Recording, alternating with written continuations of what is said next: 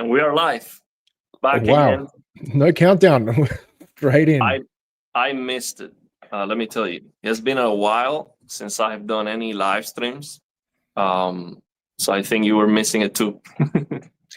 Yeah. Unfortunately, just due to some changes of circumstances, I think between yourself, Marcus, and I, we've all just struggled to get onto a live stream at the moment.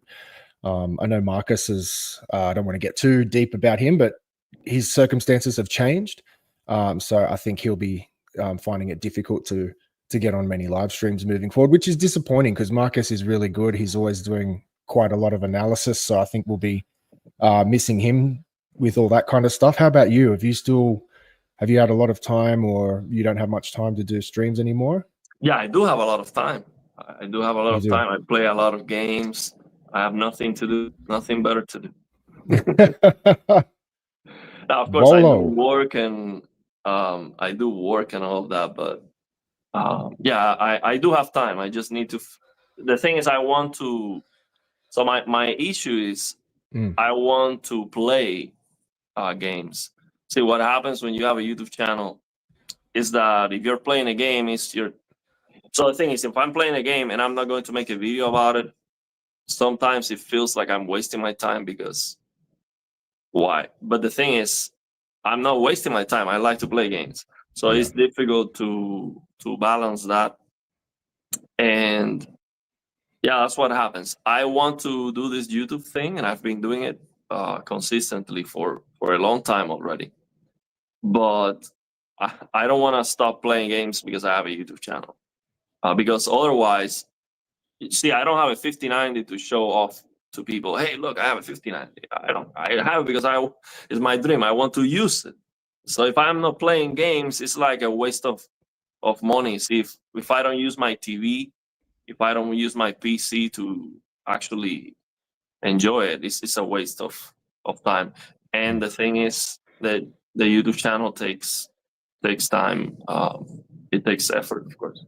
So I'm sure that's something that happens to most people that try to do this YouTube Absolutely.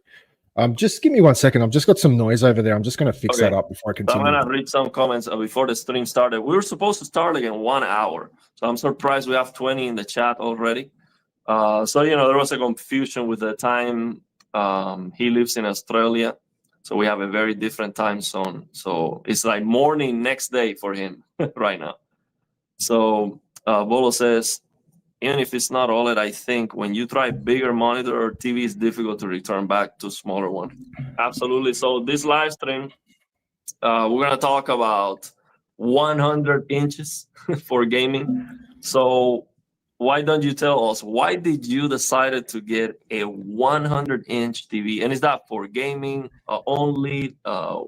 Why so big? Well, I guess I'm just one of those people where I always want, like as a tech enthusiast, it's like you. It's like, why get a 5090? Why don't you get a 5080, 5070? Do you really need that extremely expensive over the top graphics card? So for me, it was more, I had the space for it.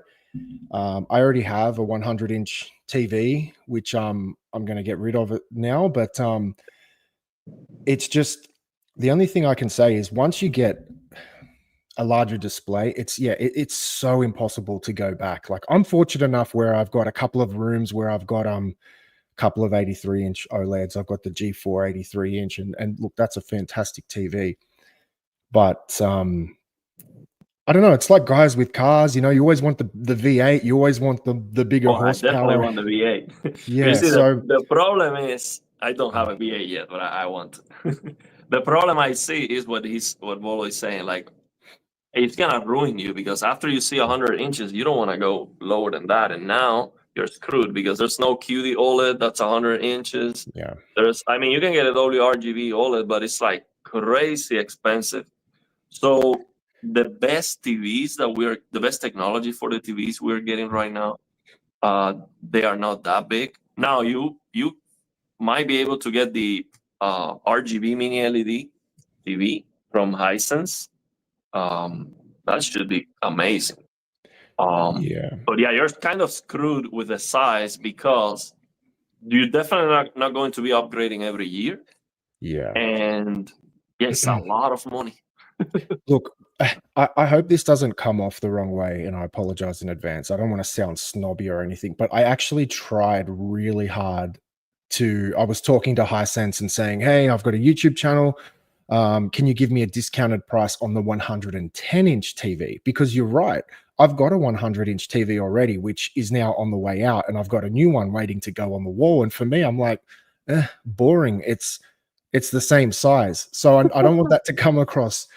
Obviously, it's a newer TV. There's like different specifications and features for that, which is great. And I'm looking forward to testing those.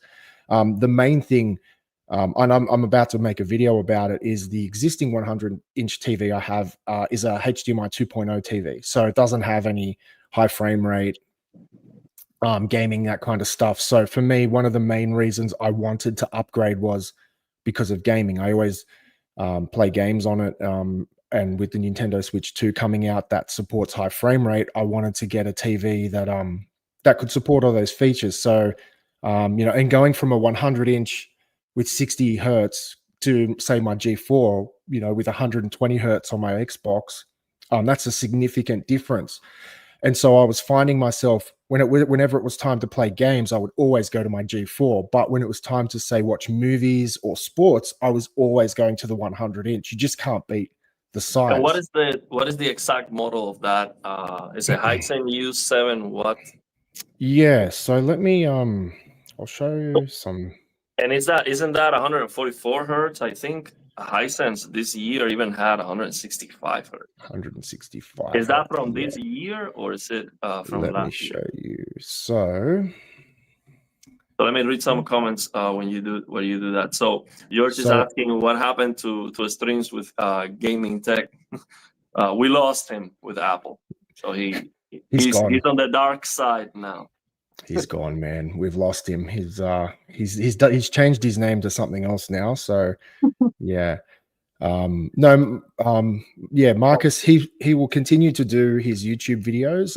Unfortunately, his life circumstances have changed. I don't want to reveal too much. It's up to him what he wants to say publicly, but nothing bad. He's just circumstances have changed, and he just doesn't making more money now, so he doesn't care about the live stream.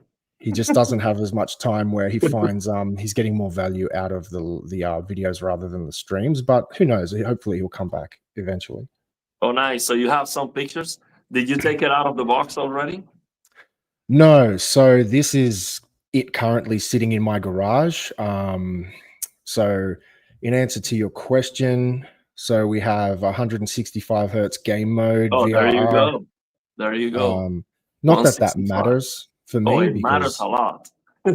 for console gamers, that's for really console, no, but that's a great thing to have. You're future-proofing it. See, 100 inches. That's the 100-inch big boy there. So very excited.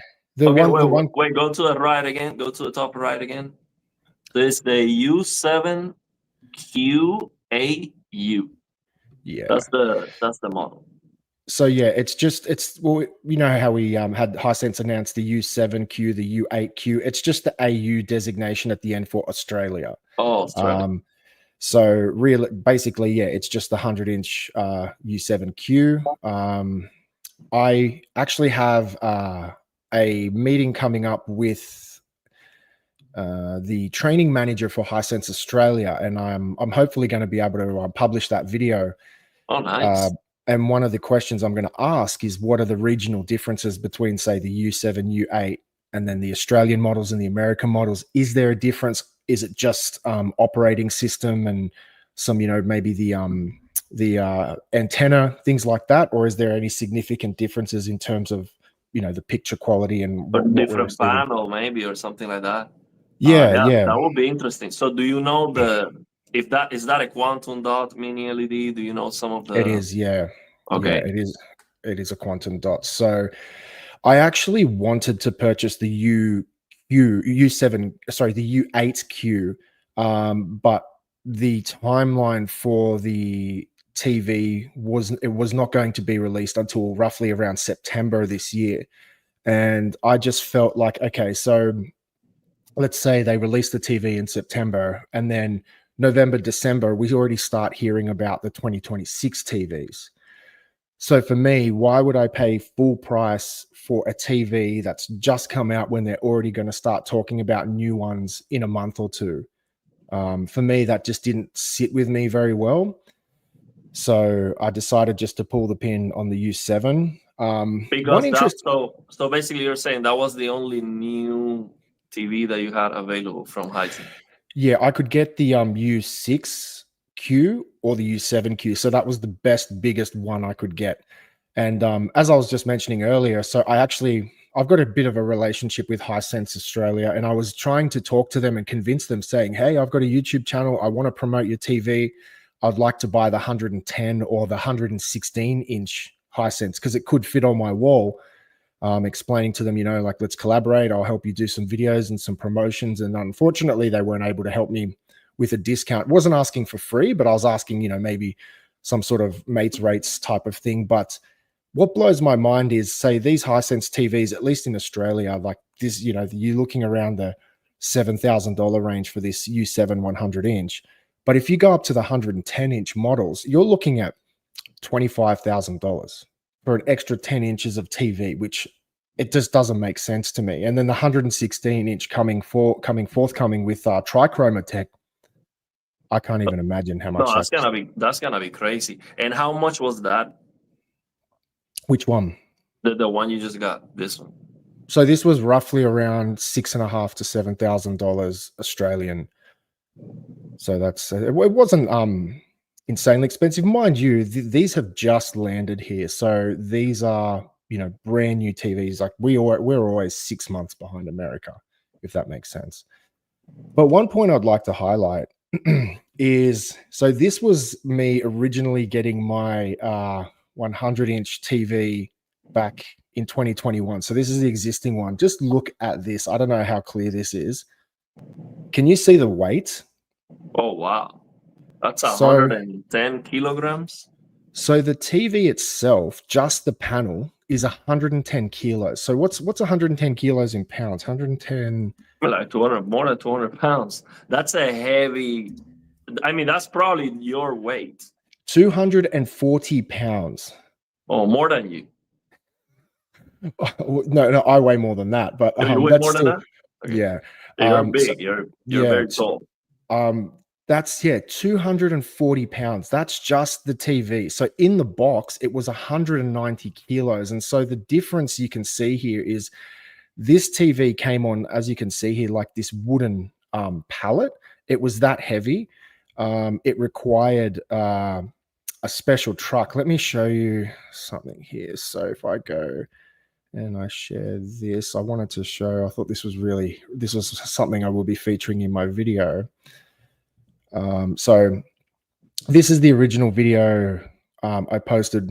One thing that blows my mind, look at the view count, 1.6 million views, which was just insane. I don't know why. And then I have no video that comes even close to that. That's crazy. But trust me, 90% of my videos don't even hit 100 views, but that's okay. But the point I'm trying to share today is, so this came on a truck with a special lift on the back.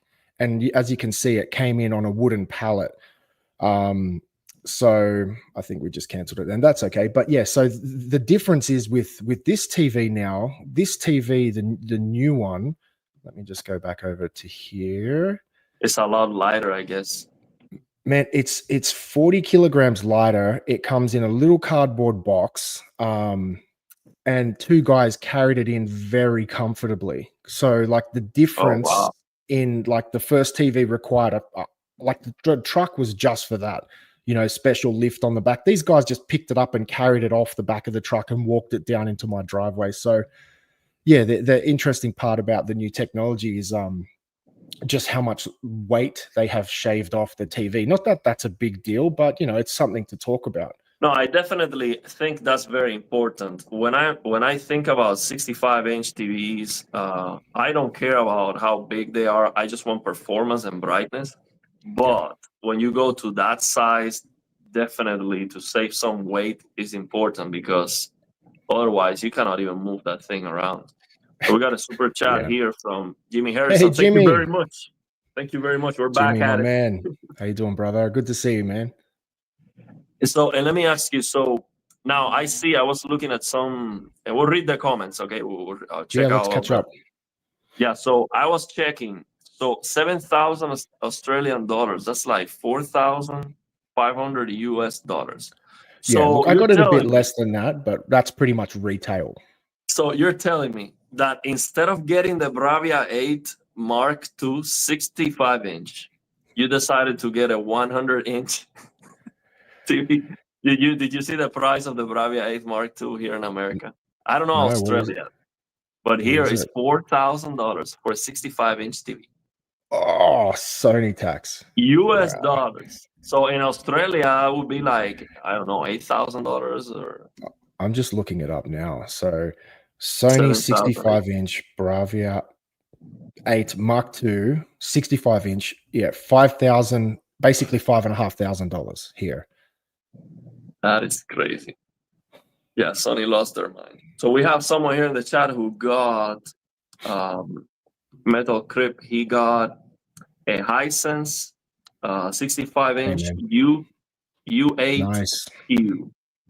Nice. So I don't know about the models, about the Hisense models, the numbers and all of that, but I searched here real quick yours, and it says that it's 3,000 nits. So peak brightness up to 3,000 nits. Yes. This was just like the AI answering. So I wonder how about full screen? Do you know full screen how much is?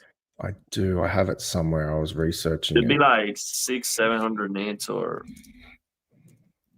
because that's so the reason why you would get a mini LED TV is the full screen brightness and of course the size. There's no way to there's no OLED at that size. Yes, there's a WRGB OLED, but the price is it's like a car, like $20,000 minimum. And it's not like a G5 panel or anything like that. It has an older panel that's not gonna have the colorfulness even of your Hisense that has quantum dot. Let me just, if you don't mind, sharing something just quickly, just to show you the insanity. This is why I was talking to Hisense about it. So if we go over to the Hisense website, you can see the different models and prices. So that's the 100-inch there. So if we're looking at the U6 Q8, which is the U6Q 100-inch, like this is always higher on the Hisense official website. These are Australian prices, right? So this is the model I purchased, which was the U7 QAU. If you go to any retail store, they always start around $1,000 less, and then you can always push that price down a little bit further. And so, as I said, I was already going from a 100-inch TV to a 100-inch TV. So I said to Hisense, I'd really like to get the 110-inch. So this is what I was trying to talk to them and trying to understand, where do you go where the price increase is that significant of an increase for an extra 10 inches? No, but the thing is, that's a different TV because that's the UX.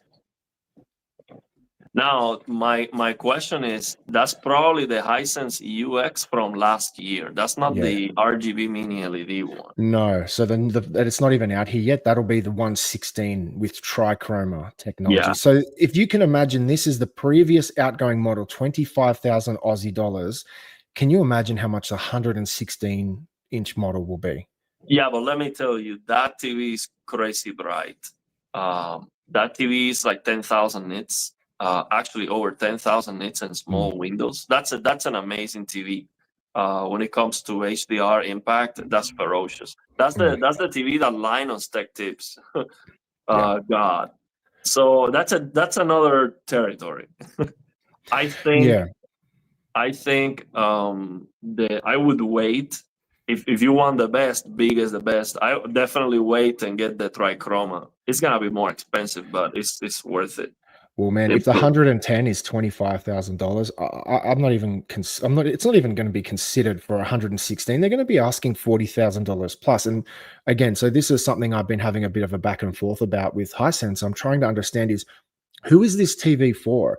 Like, I am probably one of the YouTubers, I'd say, that I'm aware of that's into TVs, that I'm stupid enough to spend $7,000, $8,000, $10,000 every 2 or 3 years for a TV. Like, that's my passion. I don't really spend money anywhere else, but I was trying to ask them, who is this for? I would consider myself one of the bigger kind of spenders in terms of an average consumer. And where are they going to go with a $25, $30, $40,000 TV? Who is buying that? And how you expect to sell more than 10 units a year, you know? There's a lot of people like you, and there's a lot of people with there's a lot of people with money. It's a lower. I'm not saying I have money. unit. I'm just saying I'm stupid enough to spend my money every year. But a lot of the channels like FOMO and all those guys who are absolutely amazing, and this is not a knock on them, a lot of the time they're getting review units. So they get the fortunate opportunity to get TV sent to them that they send back. I buy everything. You know, I have to. That's the only way I can get. No, but what I mean is, for example, here where I live, there's a lot of nice, huge houses with people driving Porsches and $100,000 plus cars. Yeah, so one of the things that I'm more impressed about here in the US is how many people have a lot of money. Because I thought, of course, there's gonna be a lot of people. The US is a huge country. But here where I live, of course, not the majority have a lot of money, but the percentage is huge. The percentage of people who have a lot of money here where I live in this place is enormous. I was expecting people with money would be, you know, athletes, famous people who are on TV, but not like so many people you don't know. You get what I'm saying? Like, there's a lot of people with money. Yeah. Oh, sorry, I wasn't implying that. What I was trying to imply is lower volume, that's for sure. Yeah, but my point was I was trying to imply that obviously there are plenty of people who buy these TVs and that can afford it. What I'm saying is I'm one of the YouTubers. So a lot of those people that are buying it with big money aren't making YouTube content. I get what you're saying. Yeah. So what I'm saying is, I'm probably one of the YouTubers that are actually going out and buying 100-inch, 83-inch TVs every year or every second year, which is obviously a significant investment financially. So I just don't understand who those TVs are for. Yeah, I get what you're saying. Let me address this comment, okay? I am a Sony hater. I'm sorry. Hey, Todd, good to see you, brother. I have to admit it, okay? I hate Sony. Okay, Apple, Sony, they're on the same bag. But let me tell you one thing. The reason why, and of course, if Sony makes a great product, I will not buy it. But yeah, the thing is, when I criticize Sony, I'm telling you why. It's not like, oh, I hate Sony, so it doesn't matter what they do. I wish, like I said on the video, hey, if the Bravia 8 Mark II was 240 hertz, I mean, just buy it. 240 hertz. And of course, I laid out some more things that I would like them to do. So 240 hertz, of course, more gaming features. It has to be brighter. You cannot be more expensive and significantly dimmer than the competition. The Bravia 8 Mark II is dimmer than the A95L with a second generation QD OLED panel. How can you have a fourth generation QD OLED panel and not make it brighter than the older and cheaper A95L? Their own TV, not someone else's TV, their own TV. So that doesn't make any sense. You cannot ask for more money, offering less. That's why I'm a Sony hater. If you do that, I'm gonna hate you.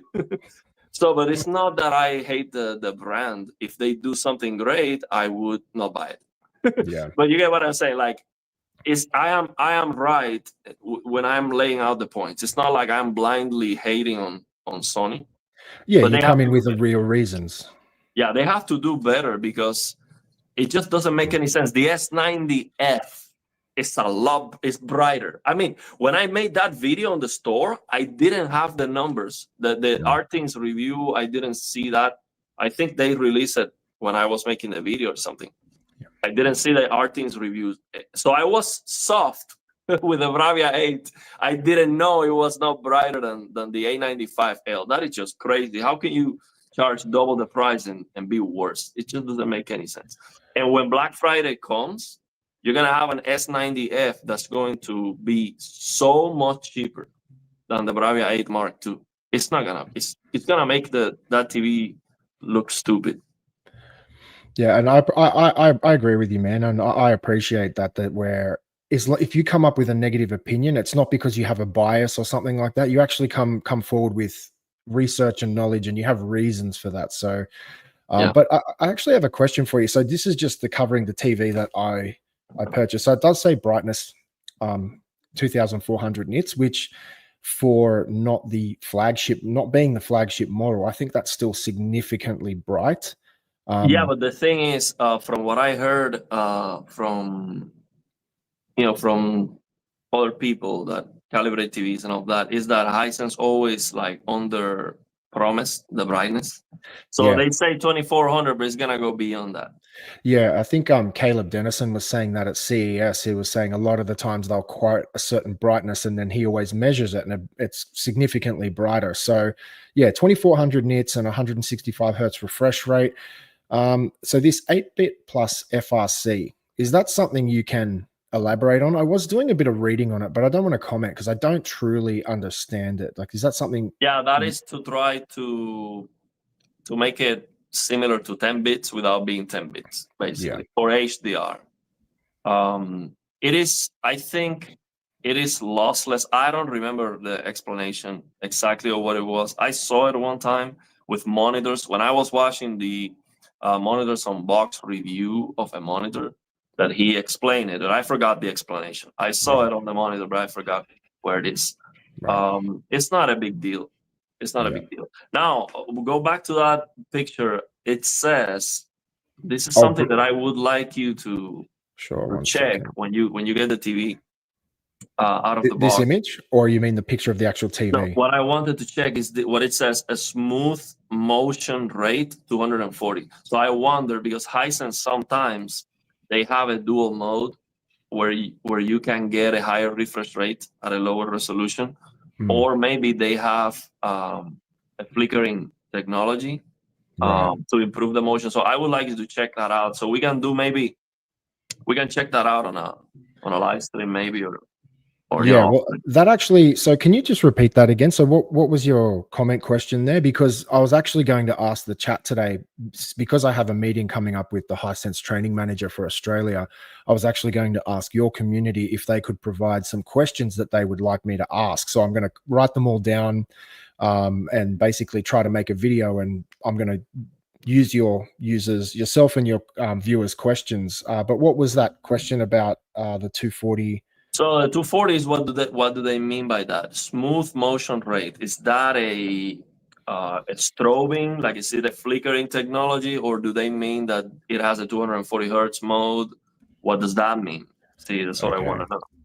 Okay, I'm writing these down. So anyone who's on the stream at the moment, as I said, if you have any questions for me to ask the Hisense training manager, please put them in the chat. I will copy them down and I will ask them, and I will publish the video. Strobing or 240 hertz. I don't think it's going to be 240 hertz. Is that even possible? I think what they have to make clear, these companies that make mini LED TVs, sometimes they have a great motion feature that no one knows what it does. No one uses that because they don't know how it works or how good it is.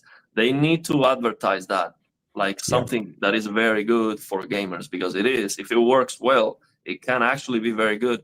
And the flickering, if they make it work at a higher base frame rate or higher refresh rate, it's not bothersome at all. You might not see flickering at all, and it looks great in motion. So they need to. So for Hisense, they need to be more clear about those features. So as before, quantum dot, yes. And the other thing that's cool, but I don't really know how big of a deal it's going to make. It does have all the HDR formats, so HDR 10, 10 plus, Dolby Vision. So I don't see much content in HDR 10 plus. Maybe there will be more in the future, but it's a nice feature. It doesn't hurt. So yeah, that's really, really interesting. But yeah, that's good. I've just written that down in my question list. So again, just to repeat, if anyone here listening has any questions, good. Let me. Let's read some of the comments. Let's read some of the comments. So someone who bought the 65-inch U8Q last Sunday He says the U7 is nice, but I would rather have the peak brightness on the U8Q, yeah. at 65 inches. But the thing is, look, I think right now, I'm going to see where you go with this if you're going to answer it the same way I would, but I'm interested. Yeah, I think that right now OLEDs are so bright that unless you are going beyond 85 inches, I will go OLED all day. OLED all day. Yeah. Save the money, get the OLED. Now the argument is, with the money you got your 65 inch, you don't get an OLED 65 inch. I get it, but the Hisense is not very cheap. So that one that you got is probably close to $1,000. So I got an S90C 65 inch brand new QD OLED for $1,000. Yeah, that's wild. So that's the thing, and that's gonna be superior in almost every single way, but full screen brightness. So right now, I think mini LED only has a place for the huge screen sizes, or if they drop in price. Sometimes you wait for Black Friday and you can get these TVs for next to nothing, and that's okay. That makes sense. Let me add on to that. So again, I don't want this to come across the wrong way. So I'm just going to say what I'm thinking. But to Metal Crip, like, yeah, that's a very valid point, man. If you're buying a 65-inch TV, but what do you think is going to look brighter, a U8Q at 65 or a U7Q at 100 inches? If you're chasing brightness. Yeah. So the thing is, if you measure it, the difference is gonna be there, but definitely the bigger screen size is gonna feel like, because you get a larger area. So well, it's your like 10% window goes from being that big to that big. Yeah, it's a big difference. I mean, 100 inches is gonna be massive. I would love to have a 100-inch TV. I don't think I have space for it. I mean, I do, but the thing is, my family right now, they watch the TV from so far away, and I'm like, if I get a bigger TV, what are you gonna do? Go against the wall? They like to watch the TV from the other corner of the room. Yeah, and that's weird. You're gonna sit outside and watch through the window. So it's big. 100 inches is like a wall. Like I said, man, I've been living with 100-inch since 2021. So I don't want to sound snobby, man, but it's normal to me. You got used to it, yeah. I'm so used to it. And as I said, I really tried to go up to the 110 model. I was begging Hisense. I said, like, I'll make content. Can you give me a good deal on the 110? They were just like, they couldn't do it. So yeah, it's the same thing with 83-inch to the 97-inch OLEDs in Australia. At least you can buy 4 83-inch OLEDs and spend less than a 97. And it's the same thing with the 100-inch. You can buy 4 100-inch TVs and it will be less than the one 110-inch TV. To me, that doesn't make any sense. Yeah, there's a diminishing returns for sure. So I'm trying Elden Ring as soon as I finish the stream. Probably I have to go do some shopping, but yeah, I'm trying it today for sure. Although the people are not talking too good about it. Like, some people don't. So what I don't like is to be in a rush. Like, what I like about Elden Ring and Souls games is that you can take your time. So anything that is time based, I don't like it. I am not a big fan of it, but I'll give it a try. I should like it, but it's 100 inches is too much. Hey, so Star Fox. So you know what the problem I see with the huge TVs? So here's the argument. Usually the argument is, would you get a 65-inch, your QD OLED with the best quality or whatever, or use that money and get a much bigger mini LED?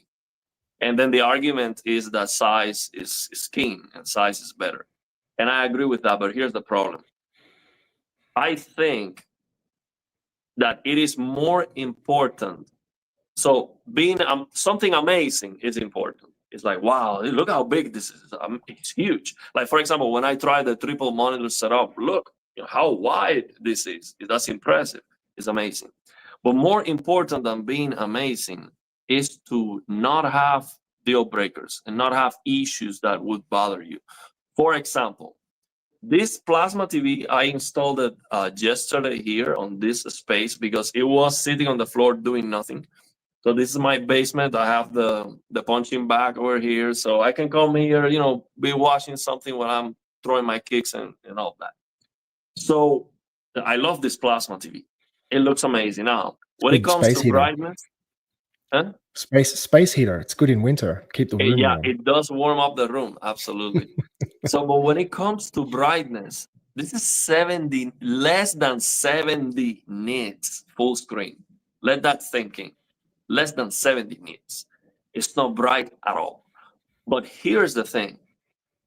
There is almost nothing that bothers me about using this TV. Because yes, it's not very bright, but I have it, fine-tuned so I can see all the shadow detail. The colors are fine. If a movie is not 4K super pristine, it doesn't bother me because this is 1080p TV. So I am okay with watching a movie that's like 1080p or whatever. Usually if I'm using Netflix or something and I see the movie is not 4K, I'm not even gonna watch that on my OLED because I'm missing out. So SDR and 1080p, I'm not gonna watch that. But on the plasma, I don't care. When I play a game on the plasma, if it's kind of blurry, don't care because it doesn't bother me. So this TV, it looks great. It doesn't excel like with the brightness. It's not gonna wow me, but it doesn't bother me. So you have to learn also to appreciate the thing is, if you have a display or something that has less deal breakers, less things that would be annoying, that's so important. So when you get that huge TV that is super bright, it's awesome. Like, wow, look at this, just impressive. But you look at near black, you start looking at the uniformity, maybe calibration and stuff like that. And then you start seeing things that, okay, well, this is a big problem. You got a cheap, big TV. The one you got is not a cheap TV, but sometimes people want to get the biggest, cheapest TV ever. And it just has the wow factor, but it has problems. That's the biggest, cheapest TV there. That's an 86-inch, cost me 1,200 Australian dollars. Wow, look at that. But this is my shed, it's my studio. We just watch sports. I'm not doing anything special for it. I just wanted the biggest, nastiest display to watch football on, Nasty. So yeah. So, but yeah, that's what I'm saying. So I prefer, so I think it's very important to, like, for example, I think the perfect example is a super ultra wide monitor. You get a super big ultra wide monitor and it's impressive, but now you have to deal with stretching on the games. That might be a deal breaker because it looks ugly. So you much rather have something that's not that impressive, but it doesn't have that ugly thing. See? So that's my point. And just quickly on the back of that comment, so 100 inch is too much. Like, look, Star Fox, totally, man, I see you all the time. Nice commenter, always here. I fully respect that comment. But man, if you've got the space for it and the money and you get a 100 inch TV, man, it's not too much. Let me tell you, every time I sit down and I watch movies, sports on that TV, it's always, wow, man, this is sick. You know what I mean? So it's just one of those things, man. It depending on the room and all those type of things, but no, the distance that you watch the TVs, if you don't go too close, it's not a big deal. I don't think so. I think 4K is good enough for that size. Of course, if you get too close, you're going to see the pixels. I've never had an issue with that ever. A lot of people used to comment and say, "Oh, this is, it's too big. The pixels are too big," and carry on. It's like I've never had that issue, man. So I don't think it's a problem. I mean, this is a 60-inch 1080p TV, and it's okay. It probably has worse pixel density than that Hisense. I didn't do the math, but obviously, I mean, 4K is 4 times more pixels than this. So if I multiply if I put 4 60-inch TVs, it's gonna be a lot bigger than that Hisense. So, and it's not a problem. This is the room I have it in. So this is my seating distance, as you can see here. And then so you can kind of see where I'm sitting back from the TV. So it's roughly, I don't know in feet, but that's roughly about 7. No, if I'm almost okay. So it's probably about 7.5 feet, 8 feet back. Because I'm 6'5", so if I lay on the ground, I would say I'm almost my feet touching the TV unit. My head would almost be near the base of the couch there. So from where the TV is to about there, you're looking at about 8 feet, something like that. But that's the old one. So the new U7Q will be going there. But like, look at the wall. Like, look how much that fills the wall. How cool that looks. That's And amazing. that looks small there. You know what I mean? You can see how much room I've still got on this side of the TV. You know, So, for movies and stuff, I watch it farther away. But for gaming, I would get closer. Probably where that table is, I will play from there. yeah. Well, that's why I wanted the 110 or 116, because I measured it. I could fit just over 116-inch TV on that wall. But it's like I said, once you get used to the size, you always want to go a little bit bigger. But on that wall, to me, that doesn't look that big anymore. You get very used to it very quickly. But now, you know what I would like, and of course, this is probably a lot to ask, but you see that we now have some OLEDs that are bendable.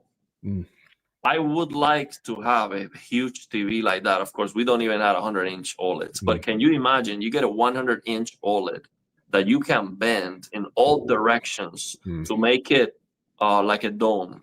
See, like, for example, you could bend it. I mean, it's hard to imagine, but I want to maybe come out of the box like that, because you cannot bend it back and forth like that because of geometry problem, of course. But make it like that out of the box. I want it to be curved on the sides and also from top to bottom. I want it to be a little bit curved everywhere, so it's more like. And you'd have to sit quite close, and you'd use more of your peripherals, right? Yes. I want it to be like, I'm inside the thing. See, I would like something crazy like that to happen. It will happen maybe one day, but me boy, 100-inch pinnacle of immersion, either for watching movie or gaming. Like, look, and this is one thing I'll always say. Look, granted, I haven't opened the U7 Q yet, so I haven't had time with it, but I already do have a 100-inch, and I have the 83-inch G4, and I can tell you, it's a different experience. Obviously, everyone knows the G4 is a good TV. 83-inch plays games good, looks amazing, but I still often will go to the 100-inch TV just for a different experience, even though it's not an OLED-like experience. The larger size, and from 83 to 100, it is a significant jump in display size. So it's one of those things, man. It's it has its place, let me tell you. So James says that we should patent my idea and call it the aerial egg. That's a good one. I mean, I'm thinking about the Sphere in Las Vegas. I wanted to go. I've been in Vegas a couple times since, but it's so expensive, and you have to wait for the tickets. It's crazy expensive. But I want to go to the Sphere to check that out. So some people are saying too many problems with 3-year lifespan, and those who always want to upgrade for one little thing every year. Every year is a bit excessive. My original 100-inch is a 2021 model, so I'm kind of roughly 4 or 5 years from an upgrade.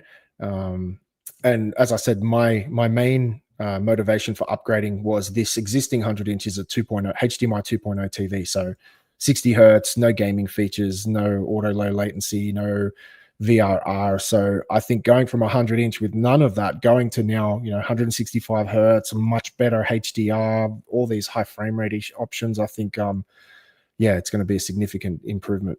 Hey, let me ask you, do you still want to get the G5 after knowing about the issues and all that? Look, I think I got sucked into the FOMO because I am an early adopter, and I kind of like to always have the most newest thing. I kind of came to the conclusion I needed to calm down. I'm not too concerned about the issues I've seen on ratings and whatnot. From what I understand, I have contacts who know people in LG, and they're aware of it. And this is just going to get patched out. All those issues they were highlighting. I think so, honestly. You don't I think so? It might get a little bit better. Everything is not gonna get fixed. I'm telling you that. I doubt they can fix everything, because think about this. If it was so easy to fix, why would they release it like that to begin with? I think you get wrong one small thing, but it's like a lot of issues. Yeah, but you tell me one TV that hasn't launched that doesn't come out with issues that need to be fixed. I think every TV, especially flagship TVs, always have patches throughout its lifetime where they're fixing problems. Sony's probably one of the worst I've seen. They're always fixing things and they take forever to fix things. I think LG is probably one of the most proactive companies. They're releasing patches all the time.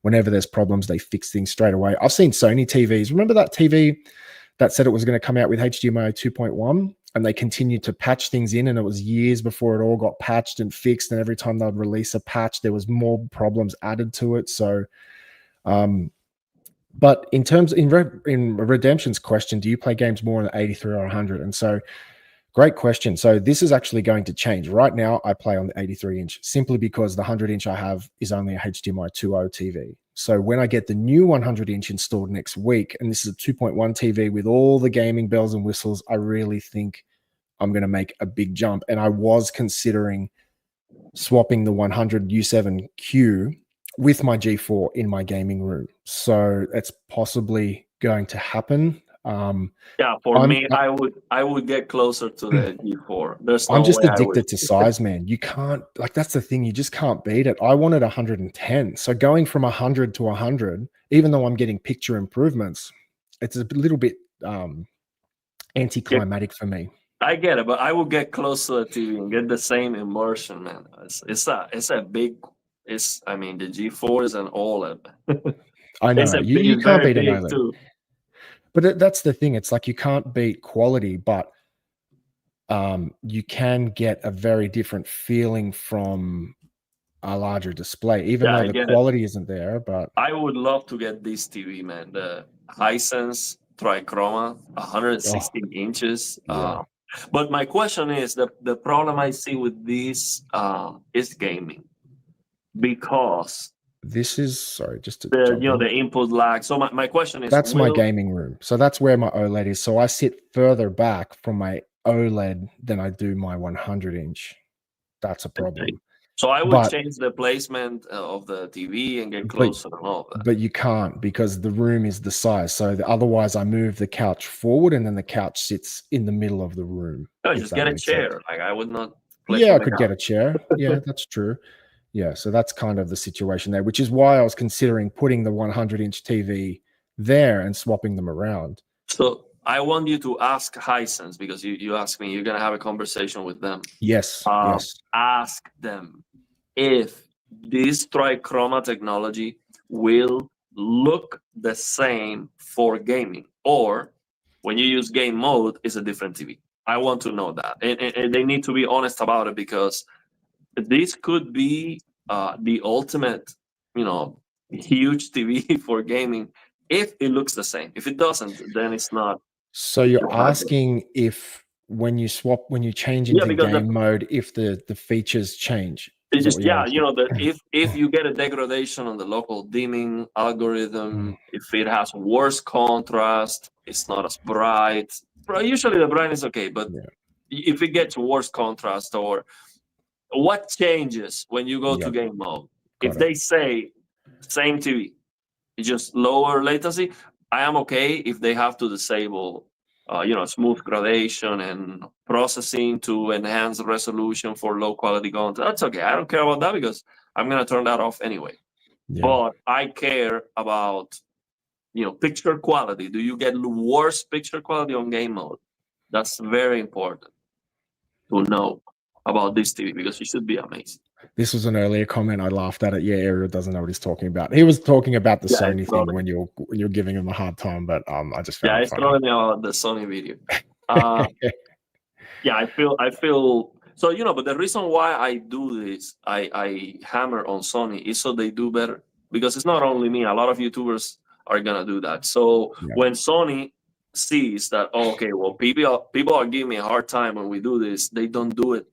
They're going to think about it before they do it, because bad reviews and people talking bad about you, that is definitely going to affect their wallet, and that's what they care about. So that's why I'm hammering them, because so they don't do that. And if you are a Sony fan, you definitely want them to lower the price if you want to buy their TVs. Interesting comment from Zooming In on Stuff. He says, I enjoy, or she, I enjoy my 100-inch U7K more than my OLED, old 77-inch OLED. I actually appreciate the cleaner presentation in dark scenes with no banding or posterization. Slightly elevated blacks are less of an issue to me. So I guess there's just two things there. Like going from 77-inch to 100-inch, that is huge. That is a massive change in size. But I'm just very wonder what kind of OLED you actually had. Was it a LG? Was it a Samsung 77-inch? So yeah, because I know Marcus always talks about banding and things like that. My OLEDs, I don't really have anything like that. Maybe I got lucky, but and slightly they do, elevated especially blacks. in WRGVs. They do have the thing is, for movie content, I was having a conversation. Did you check the? I mean, it was 6 hour long live stream, but did you check some of the live stream I did with D9s? The TV is one I of the did, best. but it was 6 hours, so I was just like Yeah. jumping through. But hey, Fox, see you later, brother. Thanks for joining us. Have a good one. So D9 is one of the best TV calibrators in the world. Yeah. And I like that live stream was great for me because I mean it was 6 hours, but for me the time like passed like boom, like super fast because I was concentrated in the conversation and I was asking him questions for 6 hours. I that's for him. But he shared a lot of he shared a lot of good stuff. And one of the things that he was talking about was that it was expected that movies, video content, didn't have perfect blacks for the most part. Of course, if you do something digitally, like a Pixar movie, there's no reason to not have perfect blacks. You're creating the content digitally, or if you edit, you can do that. But so I was doing some research about that because I'm not okay with that. I think that's horrible that we don't have perfect blacks in some movies, let alone most of the movies. That's absolutely terrible. So I was doing some research. Can a camera capture perfect blacks? And the answer is, for the most part, no, because of just the way the cameras work and the sensor and all that. So basically, when let's say you turn off the lights and you start recording with your camera, it's not gonna be perfect blacks when it should. It's like a gray, it looks bad. Now, what you can do in post-production is to crush that. That's garbage information that is going to destroy the contrast of the image. So whatever is that level, just crush that. It's not very difficult. It's not a hard concept to understand. And I am blown away that Hollywood directors or whoever is responsible for the quality of the films, they don't do that. And instead, they add film grain and noises and color filters, and they make things even worse. So my point is, that's the reality, whether I like it or not. Then the perfect blacks of the OLEDs might not make that big of a difference. When you get a mini LED and you have the black bars are completely black because the mini LEDs are designed to not have a lot of blooming, because they're just going to turn off all those black bars. So you have a perfect black bar, and then the content itself doesn't have the perfect blacks. So yeah, blooming is going to be a problem for sure. But it's not that big of a deal if the content is kind of washed out anyway. Yeah, that's the thing. Yeah, it's I don't know if this sounds silly or not, but even with my G4, sometimes when it's like a pitch black screen and say there's like one bright object in the middle, it does sometimes look like there's blooming around it, because I think it's the glass diffusing it, or the way it's the way our eyes perceive. It's like the way that it is our retinas, the way we get that. We see like there's blooming even if there's not. Yeah, there's a glow around it, even though that's not coming through the TV. Exactly. So to prove that, you can, for example, use an object to block the light coming out of the TV perfectly. Let's say you have a perfect sphere, a perfect circle, and then you use a perfect circle to completely black out the light from the TV. You will see perfect blacks. Like, it's gonna look completely black. But it's your eyes. It's the way. So yeah, even on the best OLEDs you can get, you still have this illusion of blooming. So it does come through. So I can. this may sound silly. So when I purchased this TV, I purchased it sight unseen. I haven't seen the U7Q in person. When I went to the store to buy it, they had the U6Q and the U8Q. They didn't have the 7. So I just bought it. I don't know what it looks like. I never even saw a small 55, 65-inch model, but the U8Q, man, that looked inky black. Like that had this beautiful OLED like glossy screen. That nice. I do like the Hisense uses a very glossy, beautiful coating that looks black, very black, even under lighting conditions. I like that's right. And when I was in the store and I was looking at that, I was like, man, that's looking really OLED like. And obviously it's in a store and there's lights everywhere and they're all on store demo mode and all that. But just the inky black screen displays they're using makes a significant difference. So if this U7 is anything like that, man, I think I'm going to be pretty impressed. So let me answer this from the C1. To pull the trigger, I highly recommend you like 2 options. If you are okay with removing the matte finish, the S95F is just gonna be ferocious. It's so bright. It's gonna be a holy crap moment when you turn that on and you'll be like, oh, so when I get the S95F, I'm going to put it side by side with the C1. I promise you, the C1 will look monochrome in comparison. Monochrome, like it has no color. It's just ferocious how the S95F look. But I'm going to remove the matte finish. I hate that matte finish so much. So I'm glad that you can do it. But some people are not. Some balls, man. I would not have the stomach for that. Some people will not do it. Yeah. Because you're concerned with what if I have a problem with the One Connect box?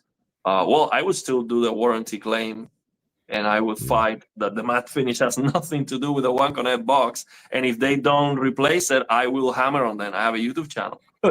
I will hammer on them very hard. So I think that doesn't make any sense to void. But not everyone has that option, brother. Like not everyone has the voice that you have. I get it.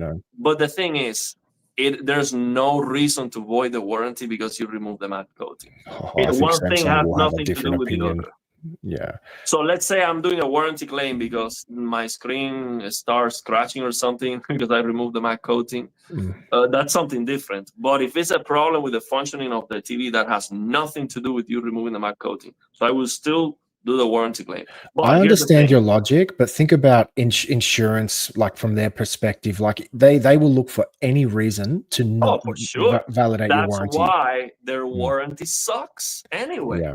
So I wouldn't care too much about it. So here's the thing: if you don't want to do that, you have your reason to not want to remove the matte coating, or maybe you don't care. Maybe you'll be okay with the matte coating in a dark room. It shouldn't be that big of a deal, but I hate it. So I will remove it. So if you don't get that, or the One Connect box is a deal breaker for you, then S90F is a clear upgrade from the C1. It's a huge upgrade from the C1. And I know how that looks because it's going to be a little bit better than the S95C, which I already tested. And let me tell you, it's just a huge difference. And you can get the S90F on Black Friday. It's going to go down in price, probably $1,300 for 65-inch. I don't know how big is your C1, but I mean, if you can get a $1,000 55-inch or $1,300, even $1,400 65-inch S90F, that's and for console gaming with Samsung, you have Game Motion Plus, which is a great feature to improve the smoothness of 30, 50, and 60 FPS. Especially for 60 FPS, it works great. So I think that's it. There's no other better option, in my opinion. Let me jump on that one quickly because I want to try and get to a few more questions. So a friend of mine actually has the S95D who just sold it to go to the S95F. And they were one of the most critical people against this matte coating. And he is saying, once you get it at home, it's a non-issue. He is absolutely in love with it. And he's saying it blows the socks off the D. That's just, I'm repeating what I've heard. I haven't heard.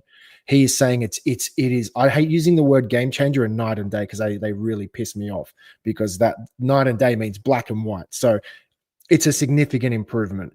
But look, man, I've got an 83-inch C1 and I've got an 83-inch G4. If you're happy with that C1, man, I'm a bit different to Ariel. He's absolutely valid points, but man, keep it. It does 120. If you're a console gamer, it does 120 hertz. That TV is still a good TV, especially if it's in a dark room. My 83 C1 is in a dark room and it still looks sick, and I still play on it all the time. If you are hanging for a new TV, everything Ariel said, I agree with and repeat. But if you, yeah, it's really but up to he's you. clearly looking for something because he's asking about it. So if you're Well, happy with he's it, struggling to pull the Yeah. trigger because the C1's still a good TV, man. I Yeah. have no reason to get rid of my C1s. You know what It's I mean? good, but I'm telling you, you get a QD OLED, and it's a massive, an absolutely massive difference, especially the colors. Yeah. You'll be happy with it. Let me tell you. Yeah.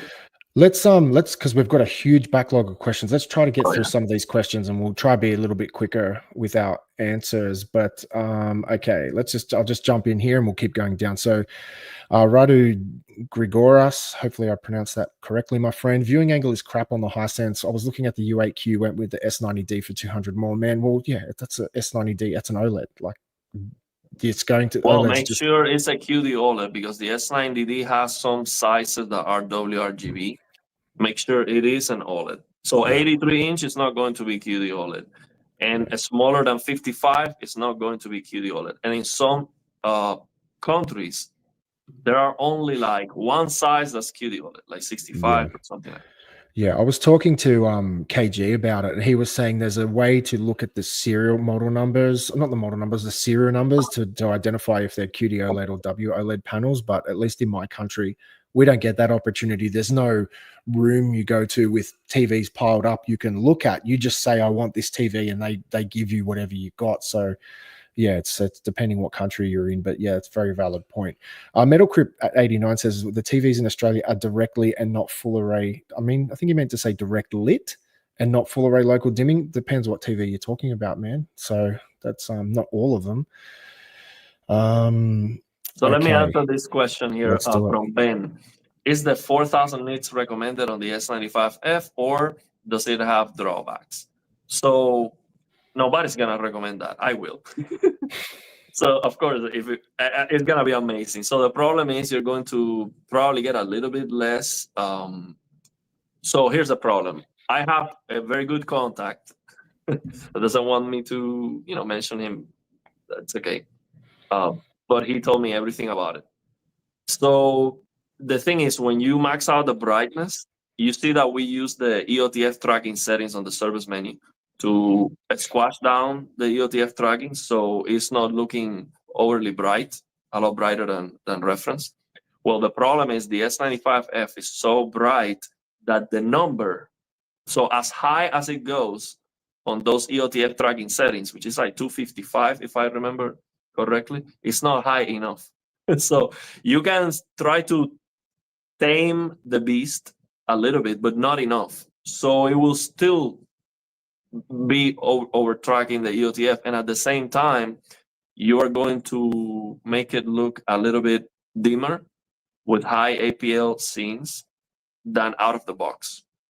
So you might lose a little bit of that, because when you're trying to push more the peak, it takes away energy for the peak highlights, and then it depends on the scene. But it's 4,000 nits. Okay, if you're playing a horror game, everything is dark, and you have a highlight, that's gonna be it is over 4,000 nits. It measures over 4,000 nits with an accurate white balance. So that S95F modded is going to be ferocious. Okay, it's gonna be insane. Okay, so I am 100% maxing out the brightness, and what I'm gonna do, of course, is try to use my eyes, compare that with the S90D, S90C. It's gonna be brighter than the S90C, S90D on every single shot. It's not gonna be even close. So for me, if it's looking a little bit dimmer than out of the box because of the mod, I'm okay with it. As long as it doesn't look washed out or crushing blacks or a weird issue, I'm okay with it. So what you have to understand, and forgive me, I take so long on some of the questions, that we have so many comments, but I have to, okay. So what we have to understand is what's important is That you can see the shadow detail. There's no crushing, but you don't overdo it so it doesn't look washed out. Very important. So the most important thing for picture quality is near black visibility, in my opinion. That is the most important thing. Near black visibility, and so you don't get washed out colors and all of that. So you want to see the shadow detail, but don't overdo it so it doesn't look washed out. That's the number one most important thing for picture quality. Then you're going to look at the clipping point for the highlights. You want to make sure that you know where it is clipping, and ideally you want to make it clip at as close as possible to the actual peak brightness of the TV. So that's not going to be a big problem with the S95F. You can make it clip good. And then you just look overall the midtones and the color clipping too and all that. So the thing is, even if it's not going to be accurate, so the reason why you are not going to see any TV calibrator maxing out the brightness of the S95F and calibrate it after maxing out the brightness is because you cannot get it accurate after you do that. But it's not a problem if it's not accurate, because it's not going to look washed out. It's not going to look bad. It's going to look amazing. And at the end of the day, when I change the settings on the games, what I do is I look at the game. If it looks good, it's good. I don't care if it's not accurate, because I'm changing all the settings on the game anyway. I am not preserving the creator's intent. I am creating it. With changing the settings, I'm creating the experience. So I don't care. Here's another one for you. Isn't that MLA?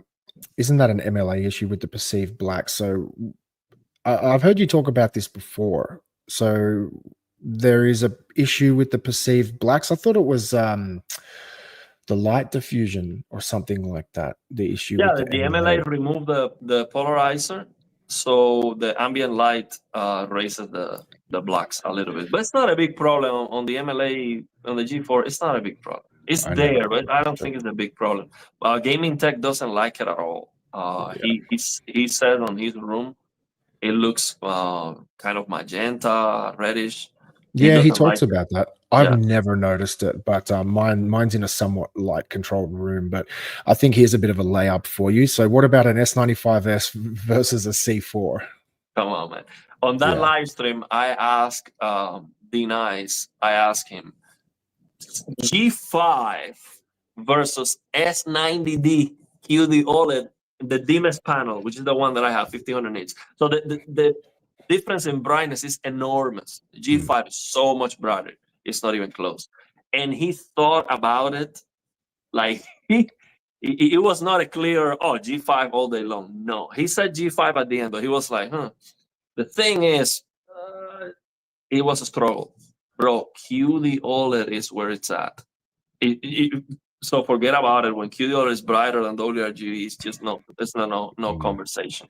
It's just not. What frustrates me is I have my own personal problems with Samsung. I've had some issues in the past, but until they make an 83-inch QD OLED, they're never going to see my money. It's just, I think they're making a significant misstep not making 83-inch QD OLEDs, because I think every year you're noticing the commonly purchased size of TV increase. You know, it was always 55-inch, and then now it's 65-inch, and now people are buying 85s, and 100s are getting more reasonably affordable. So I think 83-inch is like, they need to sort that out.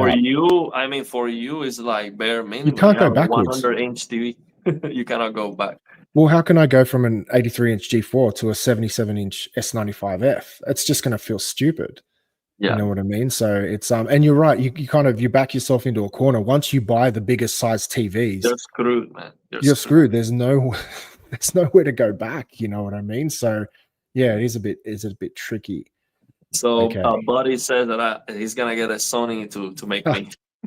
Look, but I think I was as fair as I could be with Sony.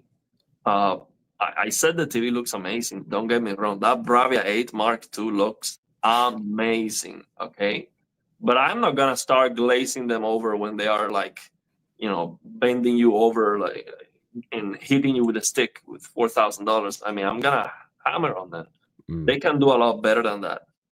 And again, I am okay if they want to charge $4,000, but you need to deliver. You cannot charge $4,000 and be worse than the competition. It doesn't work that way. Travis said, so for the 83-inch for the US, I have to have W OLED. So I'm guessing the G4 83-inch is the same as the S95 F 83-inch. No, it's the same as the G5. 83. Right, yeah. So whatever year it is, it's the same as the G model for that year. So if it's the but F is the actually, it's not 2025, the same. But it's a big difference because the S95F has a matte finish with the G5 panel, and you cannot remove the matte finish. And on top of that, you have the One Connect box. For me, that is the worst TV to buy, period. For the high end, I mean, it's a great TV, but for the high end, that is the worst because you have all the negative things in one TV. So you have One Connect box, which absolutely sucks. You have a matte finish, which is the worst thing they could ever done to a TV, in my opinion. Then it's a Samsung. So that's another defect too. And then it's a WRGB. So it's like all the negatives together in one TV.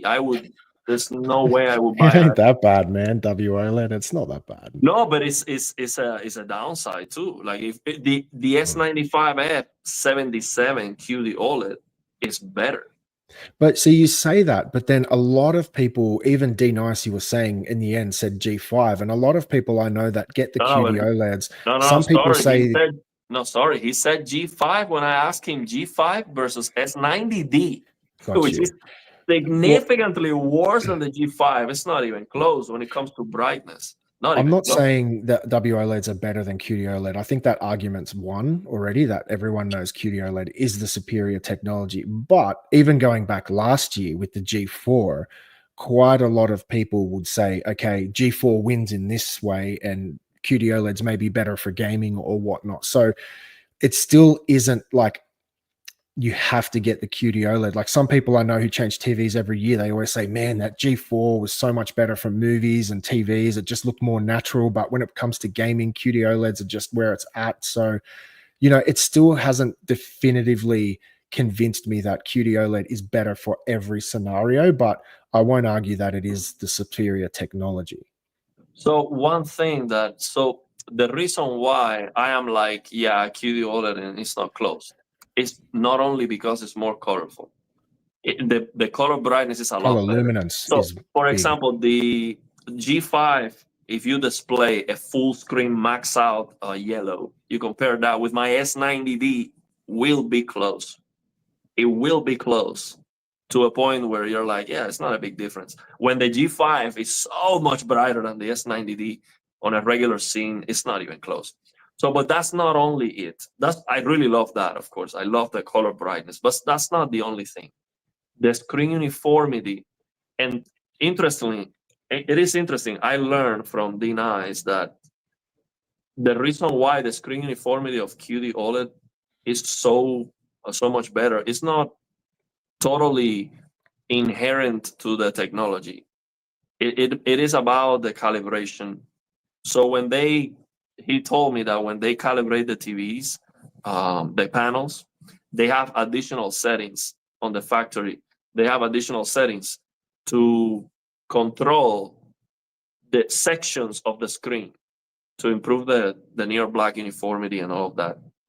So it's not only QD OLED is inherently superior when it comes to the uniformity, because you can get a WRGB OLED to be very uniform by calibrating the sections of the screen, and they can do that, and they don't do it because of course it takes out more time and it will be more expensive. So the calibration on the factory is very fast as possible to have more volume and more production, all of that. But the reality is, for whatever reason, the QD OLED uniformity is so much better, and the gradation of colors, you have less color banding. It is significantly better.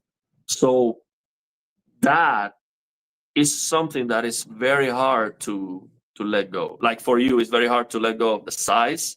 Imagine after you see more color brightness, better uniformity, and better gradation of colors. It's just something you don't want to give up. Yeah, I get it. Absolutely.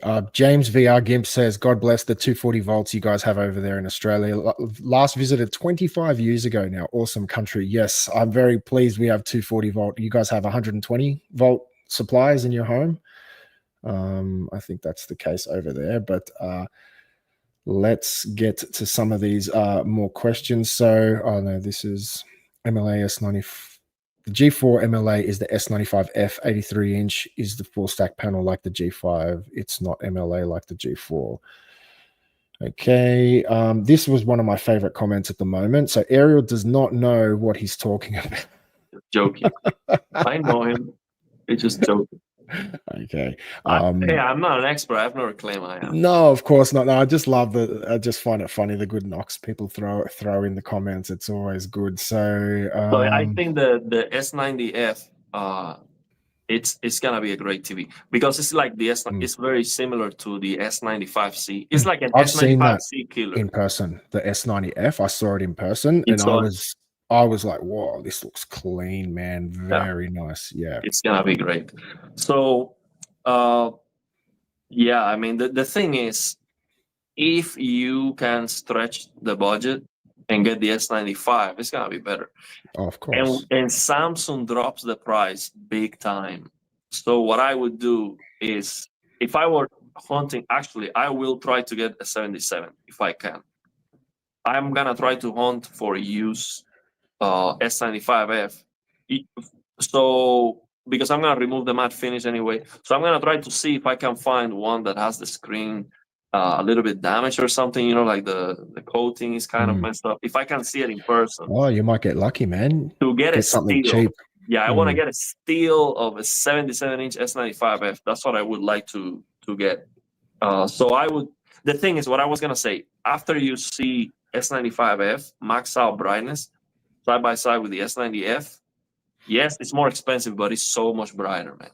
It is crazy. So yeah, it's a great TV, but the S95F is even better. So I would try to hunt for that. Yeah. And just a general message to everyone watching, if you have any questions, because we're kind of reaching the bottom of the comment section here. Any questions, guys, shoot them through. Kind of the back end of this stream, we'll start answering more questions and whatnot. So yeah, throw them in the chat. And also, I just want to reiterate, if anyone is interested to ask any questions, any difficult questions to Hisense, I have a meeting coming up with Hisense soon. Hopefully I can put that on my channel. But if you are interested, or if you have purchased the 2025 Hisense TV and you have any questions, please put them in the chat. I'm looking for some really great questions that I can come at this person with. So yeah, please send them through in the chat here, and I'll copy them, and yeah, I'll share them on my next live stream.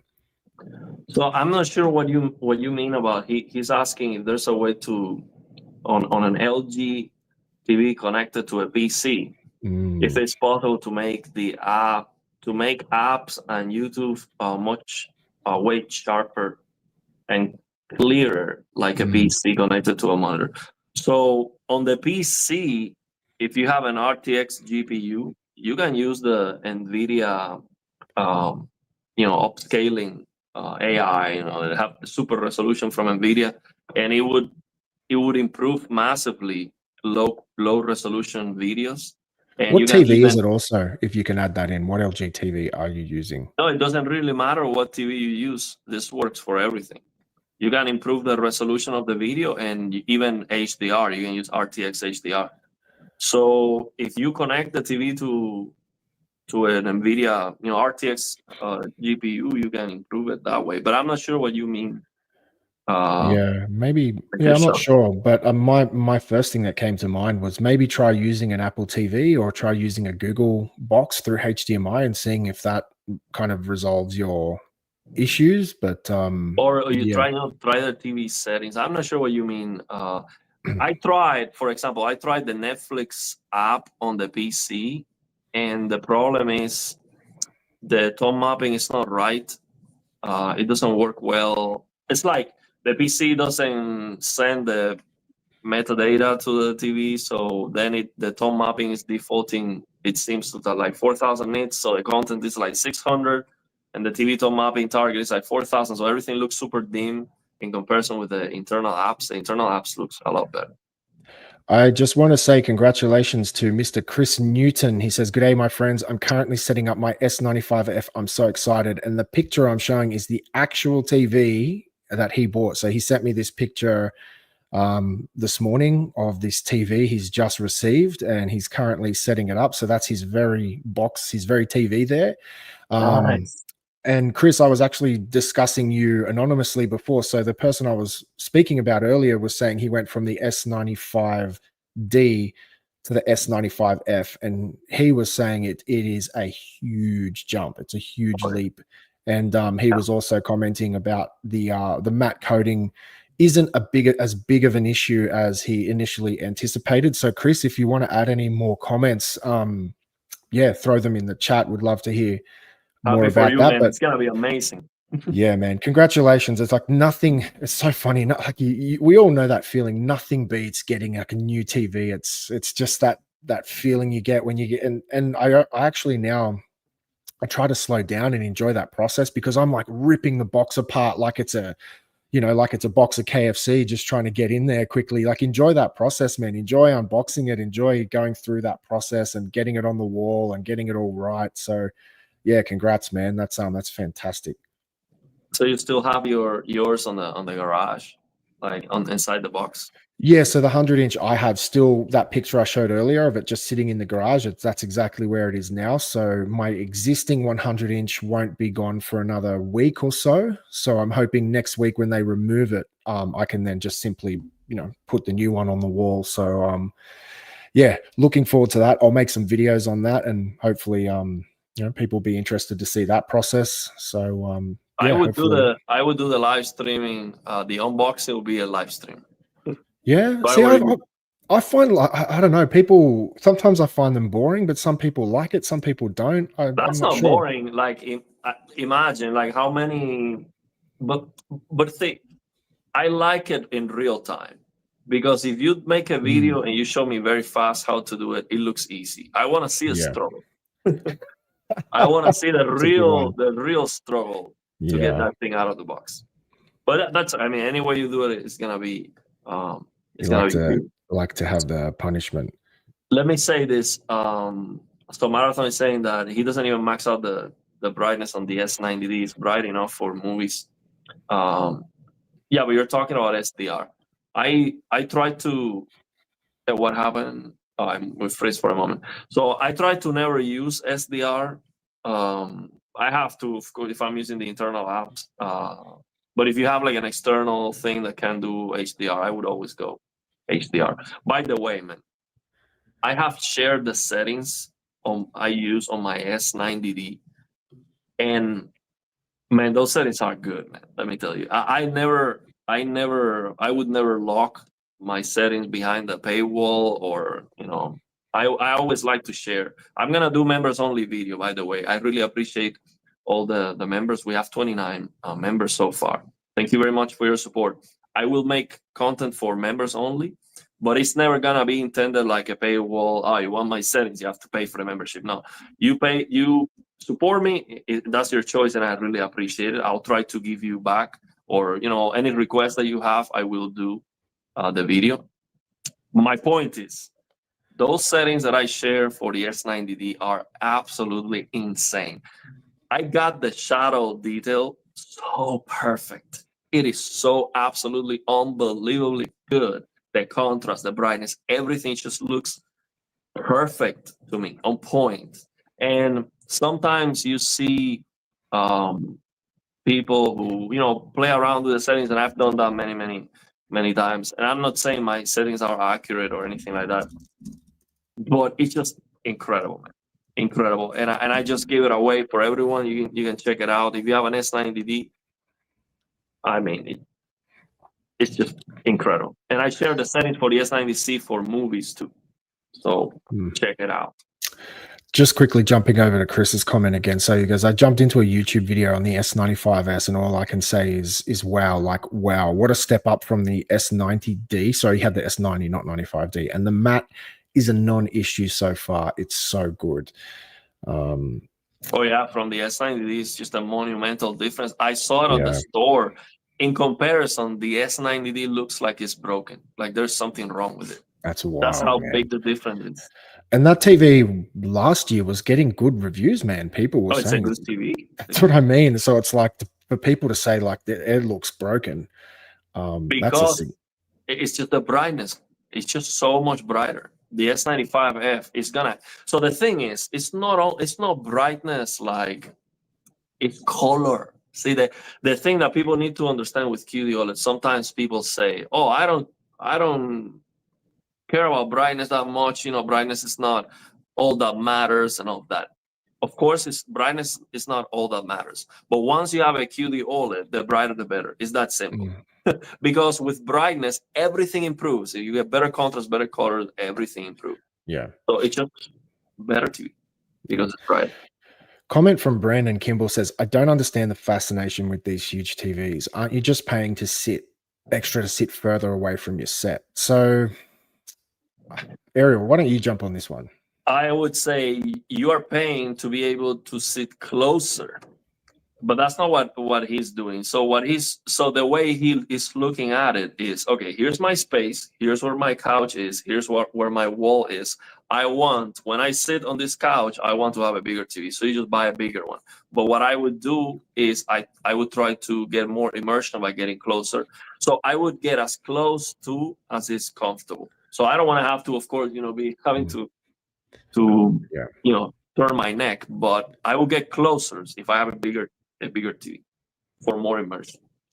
Yeah, let me just jump on the back of that. So I guess that comment doesn't really make sense to me because you're saying pay extra to sit further away. So for me, getting a bigger TV doesn't change the layout of the room. Most rooms, when you go into a room, the lounge is where the lounge is and the wall is where the wall is. Like, you're not going to get a bigger TV and then the wall at the back of the room where the lounge is can magically move further back. You're kind of locked into these dimensions. So putting a bigger display on the wall just gives you more real estate to look at from your seating position. So for me, let me just go back to this video if you don't mind indulging me for a moment. So for me, this is my 100-inch TV. Let me see if I can find a good spot. So I think I was showing before. Yeah, so this is in my room. So that's where my room is. So as you can see at the back here, that's kind of the I don't know if you can see my mouse cursor there. That's where the wall is. So that's where the couch aligns with the room. So for me, whatever TV I put on this space, whether it's a 55 or 100-inch TV, I'm not sitting further away. So obviously for this space, it's a fairly reasonably large room. So you want to put the biggest display there. So I don't really think that comment makes much sense. It's not like I'm going to move my couch further forward or backward. If I can put a gaming chair there, like a small one temporarily, yeah, cool. Like I might go closer to play games. But here's the difference between you and me. I mean, it's many difference, but in this case specifically is, for example, this week I purchased 2 couches for the living room to watch the TV, and family wanted to get, you get the couch. It's like a chair. I don't know if that's how you call, not a couch. It's like a single individual chair. Like a lazy boy or something like that. That's the one reclinable. You can recline all that. Yeah. But it's a single unit, right? So Got then you. there was a single unit and there was the big couch that has for 3 people, right? So I am like, family wanted, to combine because it looks better on the living room. And I'm like, that doesn't make any sense. Why would you buy a couch? So because I think differently. I am like, if I buy a couch that costs me a lot of money to put it on the side where no one is gonna use it to watch the TV, that is not. It doesn't make sense because the way I think is I don't spend money for aesthetics. I try to just get it functional. See, so I'm like, no, let's buy 2 of these chairs so they can be also more looking at the TV instead. So pointing towards the TV rather than a couch. And also, if you buy a big couch, the person that's gonna sit on one side only have one armrest and then the other one. Yeah. It's like, so for me, I'm like, if I have to put a computer chair in the middle of the living room just to be closer to the TV? I do. But most people and most houses, most families don't do that because there's always a woman in the house that wants to keep the aesthetics and that doesn't want a computer chair in the middle of the living room. Yeah.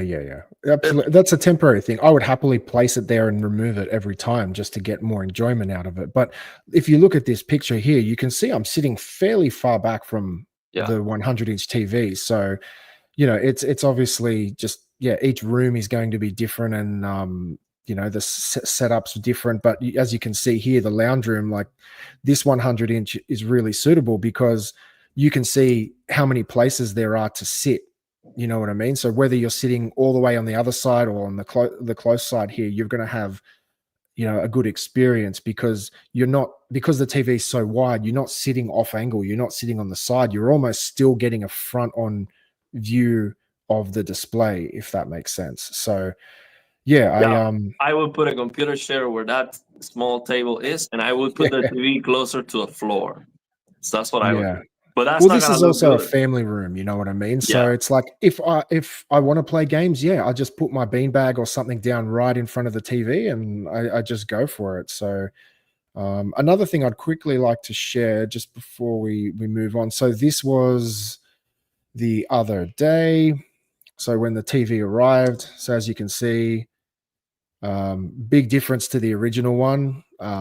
The other one came on like a truck. It had a wooden pallet. It was over 140 kilos. This look at the difference in, like, you can just see the weight and how easily they are moving this TV. The other one, they had like a mini forklift and all this kind of stuff. So yeah, like two guys, look, easy lift, not a big deal anymore. So that's basically, I mean, my plasma weighs 170 pounds. It's like, no, right now it's like 150. But with the box and everything out of the factory, it's set 170 pounds. So a little bit lighter than the 100-inch TV. Yeah. At 60 inches. It's great. Absolutely. We have, let me address this. We have Ben in the chat. So he's the one who sent me the 5090. Thank you very much, Ben. By the way, there's a lot of 5090s available. I recorded a video at Micro Center. I might do a live stream or a video about it. 5090s are piling up now, but very, very expensive. So Ben is saying that he has an S95F. So you got your S95F. He emailed me, hey, what should I get, the 90 or the 95? So it seems like he got the 95. But he says it doesn't bother the matte finish. So when you turn on the lights, you can see it. So the thing is with the matte finish situation is the TV is so amazing. You're gonna like it. It's just impossible. You turn on the S95F, even with the matte finish, and you're gonna be like, oh, this TV looks bad. There's no way. It's gonna look fantastic. So, but the thing is, I think it would look better without it. But it's okay, man. If it doesn't bother you, don't remove it. Think about it this way. If one day you scratch the screen cleaning it or something, you know you can remove it and you have a clean screen behind it. That's a good peace of mind. You don't have to be so careful cleaning it. So yeah, he's saying the best TV, a lot better than the S90C modded. Yeah. So yeah, happy for you, man. Cool. S95F is just amazing. I like this comment. Ben Lehman got more TVs than TKK. Who's TKK? I don't think so. TKK, I mean, he has all the TVs, all of them. He buys all of them. He buys the C5, the G5, the S90F, the S95F, the Arabia 8 Mark II, all of them. And he has Who's TKK? All about TKK YouTube channel. I did a live stream with him. Oh, okay. Yeah, got you. He has all the TVs, all of them. Got you. He doesn't have to choose which one I'm gonna buy. He buys all of them. He makes it easy. Yeah. I just go for big. I don't go for volume, man. I just want big TVs everywhere. And he doesn't do it. He doesn't do it for the channel. That's just what he was doing before he started the YouTube channel. He just does it because he likes it. Yeah, he likes it. So he's like, okay, I'm gonna do a YouTube channel. It's not like he's doing it to show off or anything. He buys them and he keeps the TVs long term. Like he still has the A95K, like Sony A95K. He has older TV, the S95C 77-inch. He has all the TVs. Message from Abadi says crushing blacks on movies is a dumb idea. You Aaron. think so? You cannot see absolute blacks in real life either because it does not exist. They are also making them for cinema projectors, not for OLED screens. I disagree, man. I disagree. I think in real life there is perfect blacks. If you just turn off all the lights and you cannot see anything, that's perfectly black. And also in movies, there's also perfect blacks. There's fade to black. There are black bars, and there's definitely a place for perfect blacks. So think about this: if you start recording and your camera doesn't have enough light to see, and it's all like this noisy thing, crush that. Why would you want to see that? That's noise. I don't want to see that. I would just crush it and make it perfectly black. I think it makes a lot of sense, and it will happen. It absolutely, we definitely have some movies with perfect blacks. Let me tell you, and it should happen more often. So Super chat very much. Yeah, from Michael Piatkowski. Hopefully I pronounced that correctly, my friend. So he said, what's the dirty screen effect like on the TV? Thinking of getting a 100-inch television. So I can't comment on the U7Q because I have not opened it yet. On the current 100-inch I have, which is from 2021, so it's a significantly older technology. It's only a full array local dimming, so this is pre-mini LED, pre-HDMI 2.1. Man, it's got a glossy screen. That's one thing I will say. If you're going to purchase a 100-inch TV, spend a bit more, get a slightly mid to higher range TV, because a lot of the cheaper 100 inches in Australia, they're actually selling now. You can get really cheap 100-inch TVs under $2,000 when they're on sale. So like that's insane in my mind, and that's even less in US dollars. So spend a little bit more. Make sure the screen you're getting is semi-gloss or glossy, because that makes a huge difference. But for me, I haven't really noticed it on my old 100-inch TV. So you know, if you go looking for it, you will find it. That's basically my philosophy. If you start running test patterns and you start doing all this stuff, you will find it. But in normal viewing conditions, just daily use, watching movies and stuff, man, it's not an issue. It really isn't an issue. Yeah. So for me, that is so it's hard to go back from a bigger size. But the thing is, I don't want to try a size that I'm not gonna be able to get the top technology, because once you see it, the size, you don't want to go smaller, and now you're screwed, because now the bigger size is not the best technology. So yes, and when you start using test patterns to see the defects of the TV, you're gonna see many issues and many defects. And it's just like the 83-inch G4 I have. Like I never notice any issues on it, but when Marcus was here and he's running test patterns on it, yeah, stuff appears. You know what I mean? Yeah. But it just doesn't show up in normal viewing.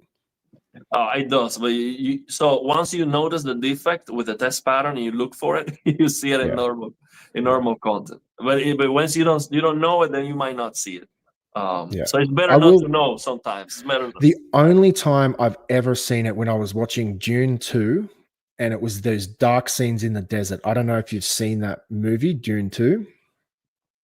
I don't watch many movies. Dune, but yeah, in Dune 2, there was some scenes where he was in the desert at night, and it was very low light, gray kind of uniformity, and I could see some like vertical banding, but no DSE. But yeah, man, that's I think if you're getting a 100-inch, my best advice is don't get the cheapest one.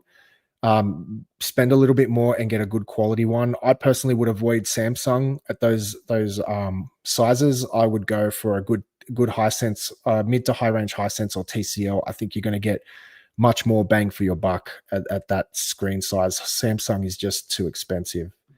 But yeah, thank you very much for the super chat. We appreciate it. You know, also let me say something more about the crushing blacks on the movies and all that, because I did some search about it, and it all comes down to the cameras we have and what they can do and all that. And it has been done in post-production.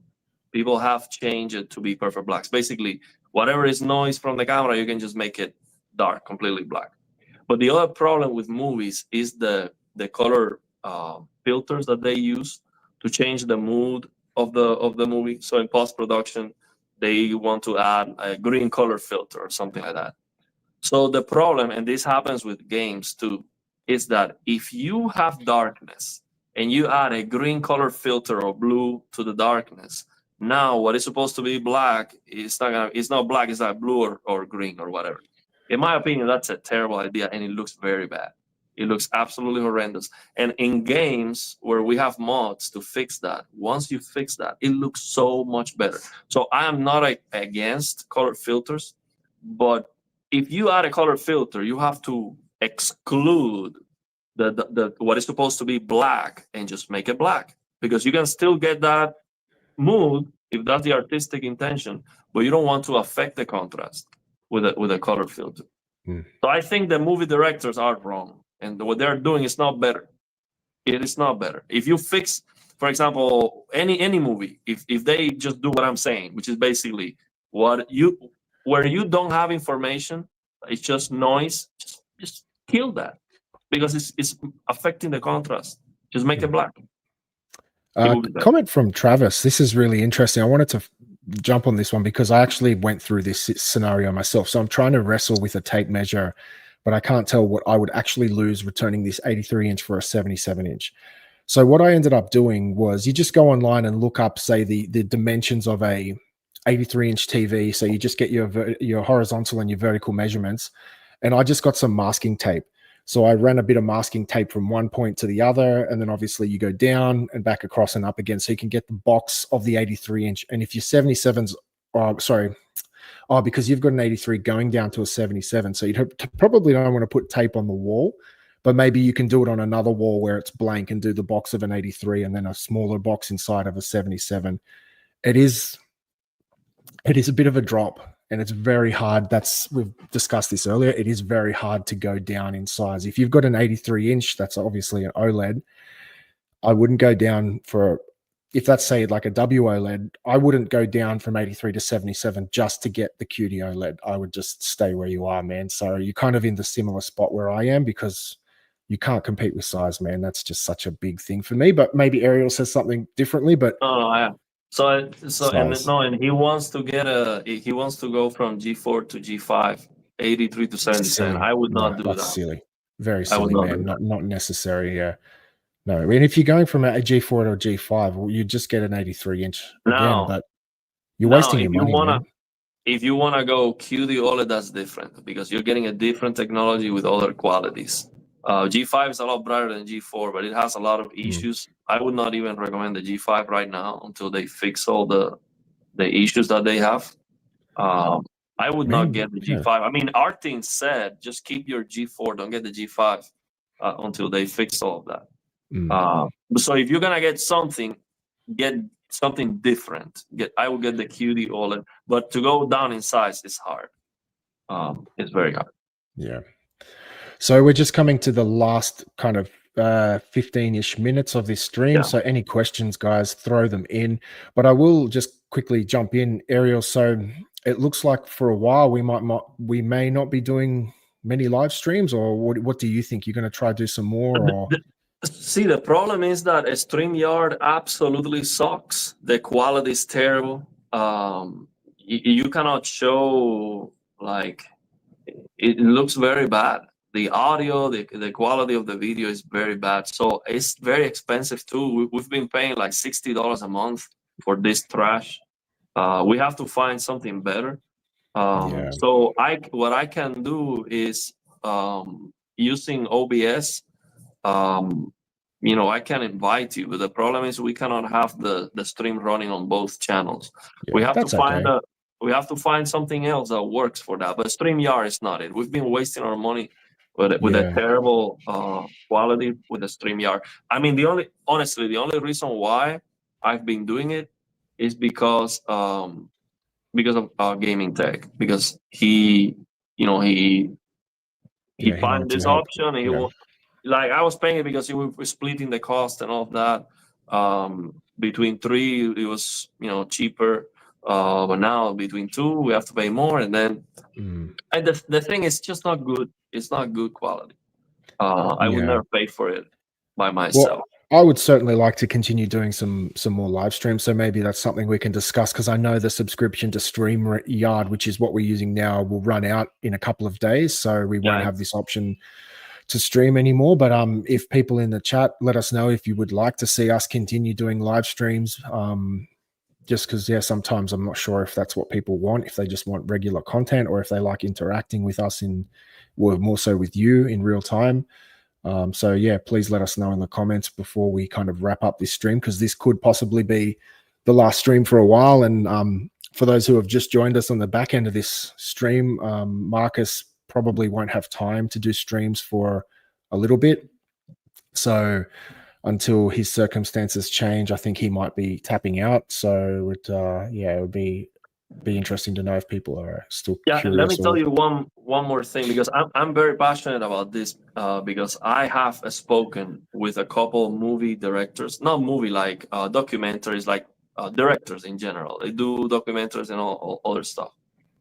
They have no clue. Let me tell you, these purists, they have absolutely no clue about picture quality, motion. They know nothing. They are following, common, let's say they're following a tradition that just makes no sense. Look, it is not my opinion. Low resolution, low frame rate, noise, and defects, that is not a virtue. That cannot be a feature. That is not something to make it an art. See, that's just limitations that should go away.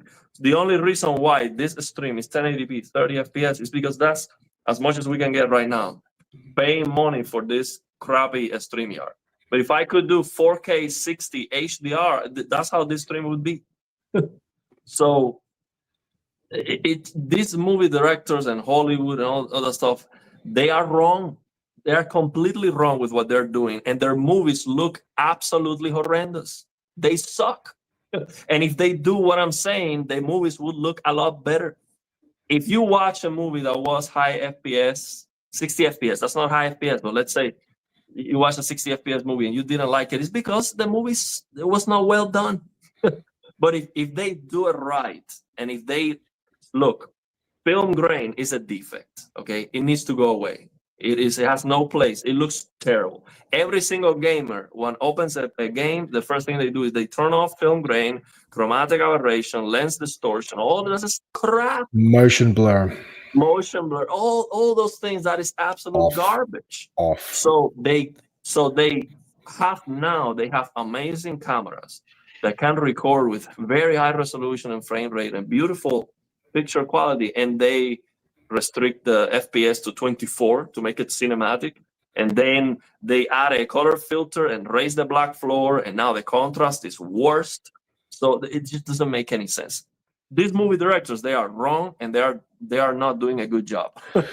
So comment from HDZ, yes, that way Ariel gets some pushback. Love you, Ariel, but you have some good points. But when it comes to Quantum Dot, you are somewhat delusional and wrong on things, and I hate you. No, I just included that last hate you part at the end. But yes, he's saying you are wrong. Quantum Dot is the best we have. There's no discussion about that. He probably has an LG that he likes. And the thing is, what you have to understand is that the fact that you like your TV doesn't mean that. The thing is, let's say you get your matte finish TV and you like it. Yes, because it's a great TV, because you are appreciating what is good about it. But that doesn't mean that if you remove the matte finish, it wouldn't be better. Or if it was glossy, it would be better. See, it's like, for example, I like this Pioneer Kuro TV as 1080p, plasma, and it's not bright because I appreciate what is good about it. So it's okay. LG fanboy detected, opinion discarded. That's like when someone has OnlyFans. It's like OnlyFans detected, opinion invalid. I think what he's mad about it is that I say that about the colors on the G5 and compare that with QD-OLED and all that. Yeah. It's just a fact, the color brightness. Look, if I get the G5 right now at home, and actually, let me tell you something. I got the Samsung Contact. They already told me. I asked again. They said, hey, don't worry. I have you on a list. I'll let you know when it's available for you. Because they have a review sample that what they do once they open a review sample is they like to circle through YouTubers and influencers. So they don't want to be opening new TVs and sending to all the YouTubers. They want to open one. So once a YouTuber finishes that, they send it back and then they send the same unit to a different YouTuber. That's how it works. So I might get the S95F as a review sample. And of course, I'm not gonna peel. Man. I'm not gonna peel off the matte finish. I'm not gonna go to a service menu. None of that. It's a review sample. And Samsung's gonna be watching, so I don't want to burn the bridge either. No, but just be honest, man. You just be honest. That's all. I'll be 100% honest, but I'm not gonna remove the matte finish. It's a review sample. I cannot do that. See, it's not my TV. Yeah, but you have to understand. Look, I'm just making an assumption here, but I would say you would be less than 1% of people who would do that, and I think 1% is even being very, very generous. You know, I don't think many people would be removing the finish. No, many people will, but that's not going to be. It's going to be less than 1% for sure. Yeah. So the thing is, I'm not going to show service menu. I'm not going to remove the matte finish. But if that happens, if I have we opened this this crowdfunding to get the S95F, and the only reason why I did that is because people asked me for it and people have donated to the cause, and because it was not in my plans to buy an S95F because of the matte finish. But once I learned it can be removed, now I want it. So I bought the 5090. I have no money for it, so I'm saving for it. So if it's possible, what I want to do is get the S95F for review and then go and buy the G5 to put it side by side. And I will end the dispute with one test pattern only. I open a single video, so the comparison ends very fast. Very quickly, we determine, okay, S95 is far superior and it's not even close. I just open a color clipping test pattern on the S95F and the G5 side by side. You will see that it's not even close. It is so far away that people are going to think that I am intentionally nerfing the G5 or something. So I will show all the settings and everything, so you see that there's nothing fishy going on. It's just the way it is. Yeah. Chris Newton said, for me, QD OLED is good enough for me to risk the matte finish. I like how you said risk. That's a very interesting word to choose there. But yeah, he's saying it's so good. He's happy with the matte finish, so it's not an issue. I think if it's in a dark room, man, I don't think it's really worthwhile stripping that matte finish. But if it's in a room with light, like I saw some of the displays when I was shopping, and off angle in bright light rooms, that there just looks like there's a gray wash over the screen. It's crazy. So I've been thinking about it. I don't want to be the bad guy, but on the other hand, I have always been honest. And if I don't do this, I would not be honest. So what I'm talking about is, in my opinion, I'm almost 100% certain after I remove the matte finish, I'm going to like it and it's going to be so much better. So if that happens as I expect, my true opinion is, if you don't remove the matte finish, I'm sorry, you're missing out. But I was thinking, should I say that? Because I don't want people who have the TV to feel bad if they don't want to do this because of the warranty or they don't want to risk it. So I don't want to be the bad guy to come and tell you, oh, if you don't do this on your TV, you're missing out. But if that is if that is honestly my opinion, I will say it. And I'm sorry for those of you who think that is like a dangerous opinion to have for the public, or it's not a good thing or whatever. Look, I am honest, man. I'm gonna tell you what I think. If that's what I think, I'm gonna tell you that. my response to that is, I think in this kind of tech enthusiast world, there's you can't really make everyone happy. You know what I mean? Regardless of what you say, somebody's going to get upset. So you've just got to be, like you said, just be honest. Yeah. What I'm not going to do is a campaign of now hammering every single video. If you don't do this, you're missing out. I'm not gonna do that. But I will do a series of videos comparing. And what I want to do first is I want to peel off half of the TV, like the AG Slayer did. Luke, the one who discovered how to do this. Which, by the way, I invited Luke this live stream today. So, but it was later, so maybe he didn't join because he thought it was later or something. But look, discover how to do it. Chris also said, I've had the S95C, S90D, and now the S95F. And I can tell you, in a dark room, the S95F looks better even with the finish. Yes, I would prefer a gloss panel, but it's way better than I expected. Of course. So that's a really good comment. Because it's an amazing TV, bro. So what I'm saying is you're going to like it regardless because it looks amazing. But the glossy would be better. And the thing is, so what I was going to say is I want to peel off half of the screen. So to have matte finish and half of the screen and glossy with the other half. And then I'm going to make some videos comparing that. And to show, you know, what the difference. And I'm going to tell you what I see. If I don't see a point of doing it, I'm going to tell you, man, don't do it because it just looks about the same. If that's what I see. But if I see what I expect, what I'm expecting is such a huge difference that if you don't do it, you're missing out. I'm going to tell you that. Let me show you this TV here. I just had it on the screen. So I'm not sure. I can't remember what TV this was. I can't see the model number there. But see, I think it also had that matte finish because you can see off angle, it just has this like weird kind of. Can you see what I'm talking about? Like the blacks don't look black. It just has this gray kind of wash over the screen. That's a 98-inch. So this was the other day when I went to purchase last weekend. This is the big box store in Australia where all the TVs are on display. And yeah, it was just amazing to see the differences between, see, for example, this TV here, I don't know if you can see, can you see my mouse cursor, what I'm hovering it over? Yeah. So if you follow this TV, that's the Hisense. So I'll pause it and I'll show you. That's the Hisense U8Q. And this one here. So I'll show you. That's the TV there. If you can kind of follow that, look how inky black that screen looks. I think I'll go to the next one. So yeah, so this is the U8. The only problem is if you notice down the side here, there's actually a green bar. See here? Yeah, it's broken. Yeah, it's broken, but look how inky black. You can see down the bottom here, it says 65 U8Q down there. Yeah, Hisense has a great glossy coating. Yeah, that glossy coat looks next level, man. Yeah. Like aside from the green bar down the left-hand side, which is a fault, that thing looks OLED-like. When I was in the store, I was so impressed how clean that looks. And then this next TV was the S90F. So that does not have the matte finish. Is that correct?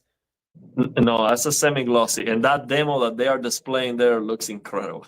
Oh, man. This was my first experience. I know it sounds silly as a TV kind of enthusiast. This was my first time looking at a QD OLED in person because I just haven't had time. And you can see there on the label on the bottom left-hand corner where my cursor is. So you can see QA77 S90F.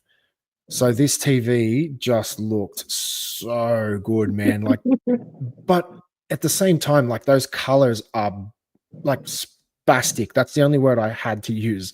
But sometimes it's a little bit hyper realism. It's not accurate. So the problem is the settings. That's a vivid mode. That's just to show you like a punch in the face. Look, it's like boom, hit you very hard with that.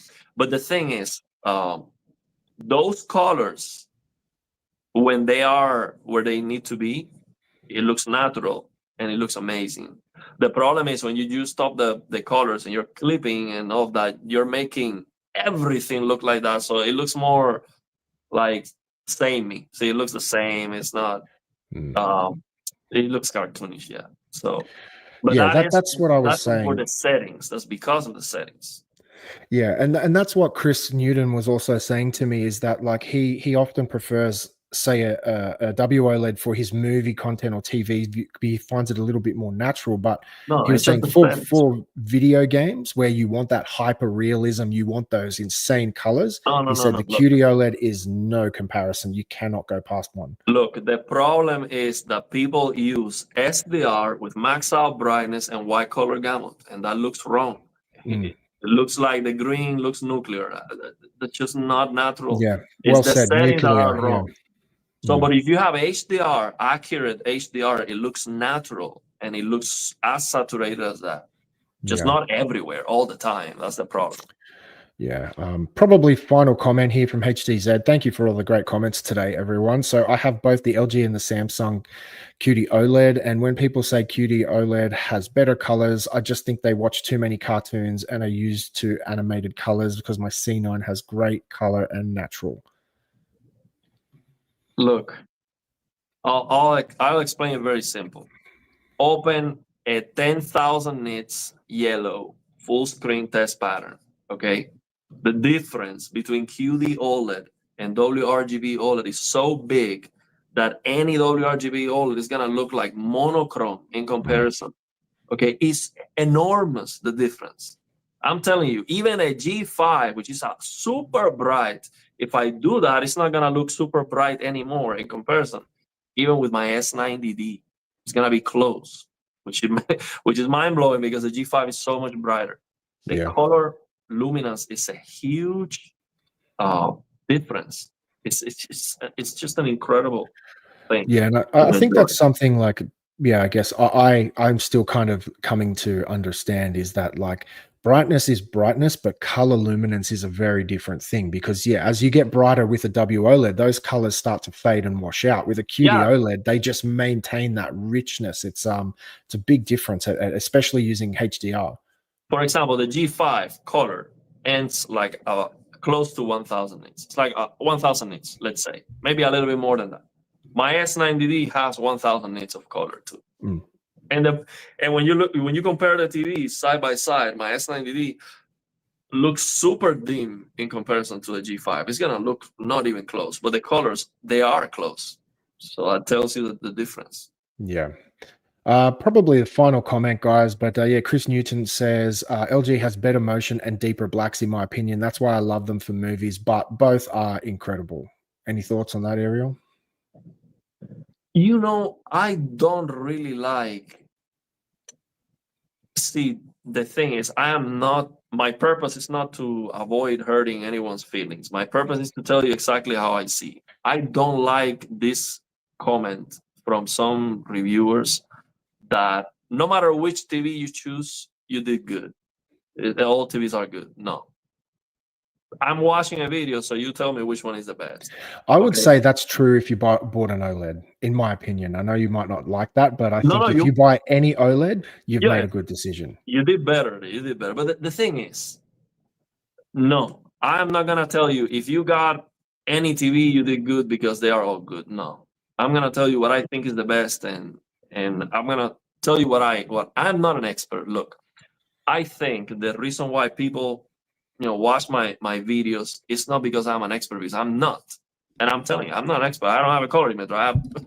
I tell you what I see, okay? And I might be wrong, but I'm being honest. And that's what I'm going to tell you, okay? So I will keep it that way. If that hurts someone's feelings, I'm sorry, but I'm not going to say otherwise. If I think this is the way and if you don't get this, you're missing out, that's what I'm going to say. So it's just the way it is. I will never say something like, oh, all TVs are good. You did good if you buy any of these TVs. No, I'm going to tell you, this is the best. And if you don't get this, then, okay, I get it. So what is the next best based on the price? Okay, I think it would be this one. But I'm not going to tell you anything, other than what I think. That's why people watch you, man, because they want to hear the truth. That's the thing. It's hard not to get. It's my truth. It's the way I see it. It's not the truth. It's the way I understand it. But the way I see it is that you are actually getting hands-on with a lot of these TVs. I'll be the first one to admit I haven't had hands-on with a QD OLED. I have a lot of TVs in my home, but I don't own a QD OLED, so it's very hard for me to form a strong opinion on them. You know what I'm saying? But the fact that you get your hands on them, you change TVs, you're doing all that, that holds a lot more weight behind your comments. So whether you're right or you're wrong, at least you've got hands-on. It's easy for myself or people in the comments to go, yeah, I've got this TV, everyone else's sucks. You know what I mean? So I think that's why a lot of people come to listen to you, is because you actually do get, time with those displays, and you can actually make a judgment.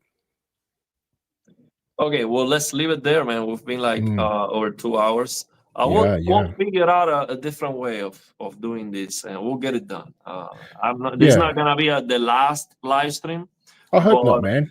It might be one for the minute, but yeah, I'd like to continue. That's for sure. And Gaming Tech, one day he might come back once he retires, gets all the money in the bank. He might retire and then come back. I hope so, man. Yeah, it's just life gets in the way. You know what it's like. Everyone's got a family, jobs, commitments, and all those type of things. And unfortunately, YouTube sometimes has to take a back step. But for anyone who's listening from your viewers, Plasma TV for Gaming, if you are interested to see some stuff with the 100-inch TV that I'll be unboxing and reviewing in the next couple of days, please feel free to come out and check out my channel. Link in the description of this. On my channel, I put a link to your tag, so you can check him out. So thank you. He'll be doing the content. So I would recommend you for the Hisense content. Go deep, man. Go deep. Like, show everything. So one thing I learned is don't miss out to show everything you see. Like, you unbox the TV, hey, I don't like, or I do like the packaging, or for whatever reason, hey, they have this thing that I like or not. People want to know everything you see. Just say everything you see. Like, just since you turn on the TV, hey, I don't like that they are asking me to agree with these terms and conditions or whatever. That's something that really frustrates me. Some of the features won't even turn on unless you agree to them, like being able to view your content and see what you're watching. It's actually quite scary, but I actually might hit you up offline to get some suggestions on different things to look at and test on the new TV. But yeah, anyone who wants to come over and follow me and check it out, I really appreciate it. Small channel, but I'm putting in effort. So yeah, any viewership is much appreciated. But from my behalf, Ariel, thank you very much for a great live stream. You're always very informational, and it's a great time having a stream with you. So we really appreciate having the opportunity to live stream with you, man. So thank you very much. Thank you very much all the way from Australia. Yeah, thank you very much for joining. We'll do it again one of these days. Absolutely. Thank you very much for the support. You guys take care. Have a good weekend. Thank you, everyone. Hopefully see you soon. See you soon. Bye.